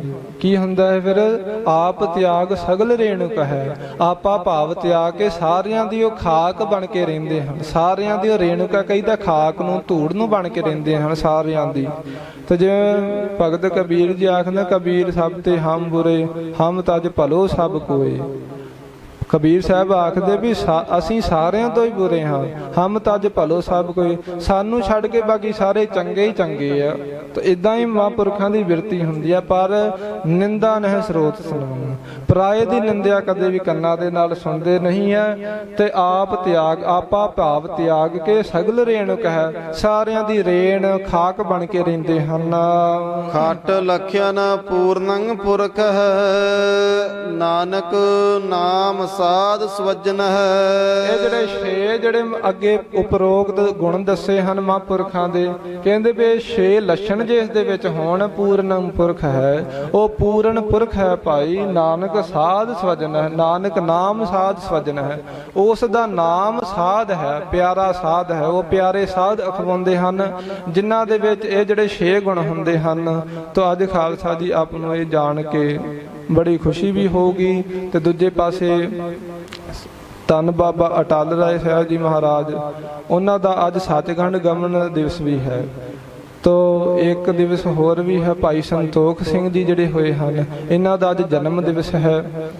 ਭਾਈ ਸੰਤੋਖ ਸਿੰਘ ਜੀ ਇਹ ਕਵੀ ਰਾਜ ਜੀ ਦਾ ਜਨਮ 22 ਸਤੰਬਰ 1787 ਈਸਵੀ ਨੂੰ ਪਿੰਡ ਨੂਰਦੀਨ ਦੀ ਸਰਾਂ, ਜ਼ਿਲ੍ਹਾ ਅੰਮ੍ਰਿਤਸਰ ਵਿਖੇ ਮਾਤਾ ਰਾਜ ਦੇਵੀ ਅਤੇ ਪਿਤਾ ਦੇਵਾ ਸਿੰਘ ਜੀ ਦੇ ਘਰੇ ਹੋਇਆ। ਇਹਨਾਂ ਦੇ ਜਿਹੜੀ ਖਾਲਸਾ ਜੀ ਸ਼ੁਰੂ ਤੋਂ ਆਰਥਿਕ ਪੱਖ ਸੀ ਬੜਾ ਜ਼ਿਆਦਾ ਕਮਜ਼ੋਰ ਸੀ। ਜਦੋਂ ਇਹਨਾਂ ਦਾ ਆਨੰਦ ਕਾਰਜ ਹੋਇਆ ਤੇ ਆਨੰਦ ਕਾਰਜ ਤੋਂ ਬਾਅਦ ਪਤਨੀ ਬੜੇ ਜ਼ਿਆਦਾ ਤਾਨੇ ਦਿਆ ਕਰਦੀ ਤੇ ਘਰ ਦੇ ਵੀ ਬੜੇ ਜ਼ਿਆਦਾ ਤੰਗ ਆਏ, ਕੋਈ ਕੰਮਕਾਰ ਹੀ ਕਰ ਲਿਆ ਕਰੋ। ਪਰ ਇਹਨਾਂ ਦੇ ਮਨ ਦੇ ਵਿੱਚ ਸ਼ੁਰੂ ਤੋਂ ਹੀ ਇੱਛਾ ਸੀ ਕਿ ਮੈਂ 10 ਗੁਰੂ ਸਾਹਿਬਾਨ ਦਾ ਇਤਿਹਾਸ ਲਿਖਾਂ। ਤੇ ਫਿਰ ਬੜੇ ਥਾਂ ਜਾ ਕੇ ਕਰਤਾਰਪੁਰ, ਹੋਰ ਬੜੇ ਥਾਂ ਜਾ ਕੇ ਤੇ ਮਹਾਰਾਜ ਸੱਚੇ ਪਾਤਸ਼ਾਹ ਜੀ ਦਾ ਜਿਹੜਾ ਇਤਿਹਾਸ ਇਕੱਤਰ ਕੀਤਾ। ਤੇ ਫਿਰ ਜਿਹੜਾ ਕੈਂਥਲ ਦਾ ਰਾਜਾ ਸੀ ਉਦੈ ਸਿੰਘ, ਇਹਦੇ ਪਾਸ ਜਾ ਕੇ ਆਪਣਾ ਸਾਰਾ ਜਿਹੜਾ ਇਤਿਹਾਸ ਸੀ ਉਸ ਨੂੰ ਲਿਖ ਕਰਕੇ ਸੰਪੂਰਨ ਕੀਤਾ। ਤੇ ਅਜੇ ਇਸ ਦਾ ਉਤਾਰਾ ਹੋਣਾ ਸੀ, ਛਪਾਈ ਹੋਣੀ ਸੀ। ਤੇ ਇਸ ਤੋਂ ਪਹਿਲਾਂ ਕਵੀ ਰਾਜ ਜੀ ਭਾਈ ਸੰਤੋਖ ਸਿੰਘ ਜੀ ਆਪਣੇ ਸਵਾਸ ਛੱਡ ਗਏ, ਸੱਚਖੰਡ ਗਮਨ ਕਰ ਗਏ। ਤੇ ਉਦੋਂ ਫਿਰ ਕੀ ਹੋਇਆ, ਅੱਜ ਜਿਹੜੇ ਕਹਿ ਦਿੰਦੇ ਹਨ ਕਿ ਭਾਈ ਸੰਤੋਖ ਸਿੰਘ ਨੇ ਆਪਣੇ ਗ੍ਰੰਥ ਦੇ ਵਿੱਚ, ਇਤਿਹਾਸ ਦੇ ਵਿੱਚ ਗੁਰੂ ਸਾਹਿਬਾਨ ਨੂੰ ਮੀਟ ਖਾਂਦਿਆਂ ਦੱਸਿਆ ਜਾਂ ਨਸ਼ੇ ਦੀ ਵਰਤੋਂ ਕਰਦੇ ਹੋਏ, ਸਾਰਾ ਹੀ ਸਾਰਾ ਸਰਾਸਰ ਝੂਠ ਹੈ। ਉਹ ਸਮੇਂ ਖਾਲਸਾ ਜੀ ਕੀ ਹੋਇਆ ਸੀ ਕਿ ਜਦੋਂ ਭਾਈ ਸੰਤੋਖ ਸਿੰਘ ਜੀ ਨੇ ਇਤਿਹਾਸ ਲਿਖਿਆ ਸੀ ਤੇ ਉਹ ਜਿਹੜਾ ਇਤਿਹਾਸ ਦਾ ਜਿਹੜਾ ਸਾਰਾ ਹੀ ਖਜ਼ਾਨਾ ਸੀ, ਇਹ ਜਿਹੜੇ ਕੈਂਥਲ ਰਾਜੇ ਦੀ ਸਭਾ ਦੇ ਵਿੱਚ ਆਉਣ ਵਾਲੇ ਪੰਡਿਤ ਸੀ ਉਹਨਾਂ ਦੇ ਹੱਥੇ ਲੱਗ ਗਿਆ। ਜਦੋਂ ਉਹਨਾਂ ਨੇ ਵਿਦਵਤਾ ਵੇਖੀ ਭਾਈ ਸੰਤੋਖ ਸਿੰਘ ਜੀ ਦੀ, ਤੇ ਉਹਨਾਂ ਨੂੰ ਬੜੀ ਜ਼ਿਆਦਾ ਈਰਖਾ ਦੀ ਅੱਗ ਜਿਹੜੀ ਹੈ ਉਹਨਾਂ ਦੇ ਮਨ ਦੇ ਵਿੱਚ ਪ੍ਰਬਲ ਹੋ ਗਈ। ਈਰਖਾ ਦੀ ਅੱਗ ਦੇ ਕਾਰਨ ਉਹਨਾਂ ਨੇ ਕੀ ਕੀਤਾ ਖਾਲਸਾ ਜੀ, ਕਿ ਜਿਹੜੇ ਭਾਈ ਸੰਤੋਖ ਸਿੰਘ ਜੀ ਦੇ ਜਿੱਥੇ ਜਿੱਥੇ ਵੀ ਖਾਲਸਾ ਜੀ ਮਹਾਰਾਜ ਸੱਚੇ ਪਾਤਸ਼ਾਹ ਜੀ ਦੇ ਛੰਦਾਬੰਦੀ ਦੇ ਵਿੱਚ ਲਿਖਿਆ ਸੀ ਇਤਿਹਾਸ, ਜਿੱਥੇ ਜਿੱਥੇ ਵੀ ਉਹਨਾਂ ਨੇ ਵੇਖਿਆ ਨਾ ਵੀ ਇੱਥੇ ਇੱਥੇ ਜਿਹੜੀ ਮਿਲਾਵਟ ਹੋ ਸਕਦੀ ਹੈ, ਉੱਥੇ ਉੱਥੇ ਉਹਨਾਂ ਨੇ ਮਿਲਾਵਟ ਕਰਕੇ ਤੇ ਜਿਹੜਾ ਇਤਿਹਾਸ ਦੇ ਵਿੱਚ ਜਿਹੜੀ ਹੈ ਗੜਬੜੀ ਕਰ ਦਿੱਤੀ। ਪਰ ਕਵੀ ਸੰਤੋਖ ਸਿੰਘ ਜੀ ਜਦੋਂ ਆਪਣਾ ਇਤਿਹਾਸ ਦੀ ਆਰੰਭਤਾ ਕਰਦੇ ਆ ਨਾ, ਤੇ ਇਸ ਸਮੇਂ ਕਵੀ ਸੰਤੋਖ ਸਿੰਘ ਜੀ ਇੱਕ ਗੱਲ ਸਪਸ਼ਟ ਕਰਦੇ ਕਿ ਭਾਈ ਜੇ ਮੇਰਾ ਜਿਹੜਾ ਗ੍ਰੰਥ ਜਿਹੜਾ ਇਤਿਹਾਸ ਹੈ ਇਹ ਜਿਹੜਾ ਗੁਰਬਾਣੀ ਦੇ ਨਾਲ ਨਾ ਟੁਕੇ, ਉਥੇ ਖਾਲਸਾ ਆਪ ਸੁਧਾਈ ਕਰ ਸਕਦਾ ਹੈ। ਉਥੇ ਜਾਣ ਦਿਓ ਕਿ ਇਸ ਦੇ ਵਿੱਚ ਅਵਾਸ਼ੀ ਮਿਲਾਵਟ ਹੋਈ ਹੈ। ਤਾਂ ਐਸੇ ਮਹਾਨ ਵਿਦਵਾਨ ਤਤ ਵੇਤੇ ਭਾਈ ਸੰਤੋਖ ਸਿੰਘ ਜੀ ਤਿੰਨਾਂ ਨੇ ਬੜੀ ਵੱਡੀ ਦੇਣ ਦਿੱਤੀ ਹੈ ਪੰਥ ਨੂੰ। ਤਾਂ ਉਹਨਾਂ ਦੇ ਜਿਹੜਾ ਅੱਜ ਜਨਮ ਦਿਨ ਹੈ, ਸਾਰਿਆਂ ਨੂੰ ਇਸ ਗੱਲ ਦੀ ਮੁਬਾਰਕ ਹੈ ਭਾਈ। ਤੇ ਦੂਜੇ ਪਾਸੇ ਬਾਬਾ ਅਟਲ ਰਾਏ ਸਾਹਿਬ ਜੀ 6ਵੇਂ ਪਾਤਸ਼ਾਹ ਜੀ ਦੇ ਸਪੁੱਤਰ, ਇਹਨਾਂ ਦੇ ਖਾਲਸਾ ਜੀ ਸ਼ੁਰੂ ਤੋਂ ਹੀ ਮਨ ਬੜਾ ਬੈਰਾਗ ਅਵਸਥਾ ਦੇ ਵਿੱਚ ਰਿਹਾ ਕਰਦਾ, ਕਿਸੇ ਦੇ ਦੁੱਖ ਨੂੰ ਵੇਖ ਕੇ ਜਰ ਨਾ ਸਕਦੇ। ਤੇ ਇਹਨਾਂ ਦਾ ਇੱਕ ਬੜਾ ਹੀ ਪਿਆਰਾ ਮਿੱਤਰ ਬਣਿਆ ਜਿਹਦਾ ਨਾਮ ਮੋਹਨ ਸੀ। ਤੇ ਇੱਕ ਦਿਨ ਕੀ ਹੋਇਆ, ਖੇਡ ਖੇਡਣ ਦੇ ਖਿੱਦੋ ਖੂੰਡੀ ਖੇਡ ਰਹੇ ਸਨ ਤੇ ਬੜੀ ਜ਼ਿਆਦਾ ਇਹ ਖੇਡ ਰੌਚਕ ਬਣ ਚੁੱਕੀ ਸੀ, ਬੜਾ ਜ਼ਿਆਦਾ ਆਨੰਦ ਮਾਣ ਰਹੇ ਸਨ ਖੇਡ ਖੇਡਦੇ ਹੋਏ। ਤੇ ਜਦੋਂ ਸਾਰਿਆਂ ਦੀ ਵਾਰੀ ਹੋ ਚੁੱਕੀ ਤੇ ਉਦੋਂ ਫਿਰ ਬਾਬਾ ਜੀ ਦਾ ਜਿਹੜਾ ਮਿੱਤਰ ਸੀ ਮੋਹਨ, ਉਹਦੇ ਸਿਰ ਵਾਰੀ ਆ ਗਈ। ਸੰਧਿਆ ਦਾ ਵੇਲਾ ਹੋ ਚੁੱਕਿਆ, ਸਾਰੇ ਮਿੱਤਰ ਵੀ ਘਰਾਂ ਨੂੰ ਚਲੇ ਗਏ। ਉਹਨੂੰ ਕਿਹਾ ਵੀ ਹੁਣ ਸਵੇਰੇ ਤੂੰ ਆ ਕੇ ਵਾਰੀ ਦੇਣੀ ਹੈ ਖਿੱਦੋ ਖੂੰਡੀ ਦੀ। ਤੇ ਜਦੋਂ ਘਰੇ ਜਾ ਕੇ ਆਪਣੇ ਸੁੱਤਾ ਤੇ ਕੀ ਹੋਇਆ, ਉਹਨੂੰ ਸੱਪ ਨੇ ਡੰਗ ਮਾਰ ਲਿਆ। ਜਦੋਂ ਮੋਹਨ ਨੂੰ ਸੱਪ ਨੇ ਡੰਗ ਮਾਰ ਲਿਆ ਤੇ ਉਹਨੇ ਵਿਚਾਰ ਨੇ ਆਪਣੇ ਪ੍ਰਾਣ ਤਿਆਗ ਦਿੱਤੇ। ਤਾਂ ਜਦੋਂ ਇਸ ਗੱਲ ਦੀ ਖਬਰ ਬਾਬਾ ਅਟਲ ਰਾਏ ਸਾਹਿਬ ਜੀ ਨੂੰ ਸਵੇਰੇ ਪਤਾ ਲੱਗੀ ਤੇ ਆਪਣੇ ਹੋਰ ਸਾਥੀਆਂ ਨਾਲ ਲੈ ਕੇ ਬਾਬਾ ਅਟਲ ਰਾਏ ਜੀ ਆਪਣੇ ਮਿੱਤਰ ਮੋਹਨ ਦੇ ਘਰੇ ਗਏ। ਜਾ ਕੇ ਕਿਹਾ ਕਿ ਮੋਹਨ, ਇਹ ਜਿਹੜੀ ਤੇਰੇ ਸਿਰ ਵਾਰੀ ਸੀ ਹੁਣ ਉੱਠ ਕੇ ਦੇ, ਕਿਉਂਕਿ ਬਾਬਾ ਅਟਲ ਰਾਏ ਜੀ ਅਕਾਲ ਪੁਰਖ ਦੇ ਪੁੱਤਰ ਸਨ, ਇਸ ਕਰਕੇ ਜਿਹੜਾ ਵੀ ਮੁਖ ਤੋਂ ਬਚਨ ਕਰਿਆ ਕਰਦੇ ਉਹ ਸਿੱਧ ਹੋ ਜਾਇਆ ਕਰਦਾ। ਜਦੋਂ ਇੰਨੀ ਗੱਲ ਕਹੀ ਕਿ ਉੱਠ ਮੋਹਨ ਹੁਣ ਵਾਰੀ ਦੇ, ਤੇਰੀ ਵਾਰੀ ਆਈ ਹੈ, ਤਦੋਂ ਹੀ ਜਿਹੜਾ ਬਾਬਾ ਜੀ ਦਾ ਮਿੱਤਰ ਸੀ ਉਸੇ ਵੇਲੇ ਖੜਾ ਹੋਇਆ। ਸਾਰੇ ਵੇਖ ਕਰਕੇ ਬੜਾ ਜ਼ਿਆਦਾ ਹੈਰਾਨ ਹੋਏ। ਤੇ ਜਦੋਂ ਗੁਰੂ ਹਰਗੋਬਿੰਦ ਸਾਹਿਬ ਸੱਚੇ ਪਾਤਸ਼ਾਹ ਜੀ ਮਹਾਰਾਜ ਜੀ ਨੂੰ ਇਹ ਗੱਲ ਪਤਾ ਲੱਗੀ ਕਿ ਸਾਡੇ ਪੁੱਤਰ ਨੇ ਕਰਾਮਾਤ ਵਿਖਾਈ ਹੈ, ਕੌਤਕ ਵਿਖਾਇਆ ਹੈ, ਤੇ ਤਦੋਂ ਫਿਰ ਗੁਰੂ ਹਰਗੋਬਿੰਦ ਸਾਹਿਬ ਸੱਚੇ ਪਾਤਸ਼ਾਹ ਜੀ ਮਹਾਰਾਜ ਜੀ ਨੇ ਕਿਹਾ ਕਿ ਬਾਬਾ ਅਟਲ ਰਾਏ ਜੀ ਪੁੱਤਰ ਜੀ, ਜਾਂ ਤਾਂ ਤੁਸੀਂ ਇਹਦੀ ਜਗ੍ਹਾ ਪੈ ਜਾਓ ਤੇ ਜਾਂ ਫਿਰ ਇਹਨੂੰ ਫੇਰ ਉਸੇ ਤਰ੍ਹਾਂ ਹੀ ਮ੍ਰਿਤਿਓ ਜਿਹੜਾ ਕਰ ਦਿਓ, ਇਸਨੂੰ ਫੇਰ ਮਾਰ ਦਿਓ, ਫੇਰ ਇਹਦੇ ਜਿਹੜੇ ਸਵਾਸ ਆ ਪਰਮਾਤਮਾ ਦੇ ਪਾਸ ਭੇਜ ਦਿਓ। ਬਾਬਾ ਅਟਲ ਰਾਏ ਜੀ ਆਪਣੇ ਪੁੱਤਰ ਦੀ ਜ਼ਿੰਦਗੀ ਦੇ ਵਾਸਤੇ ਤੇ ਆਪ ਉਹਨਾਂ ਨੂੰ ਨਿਸ਼ਾਵਰ ਕਰ ਦਿੱਤਾ। ਇਹਨਾਂ ਬੈਰਾਗੀ ਸੁਭਾਅ ਸੀ ਬਾਬਾ ਅਟਲ ਰਾਏ ਜੀ ਦਾ। ਇਸ ਤਰ੍ਹਾਂ ਬਾਬਾ ਅਟਲ ਰਾਏ ਸਾਹਿਬ ਜੀ ਸੱਚਖੰਡ ਗਮਨ ਕੀਤੇ।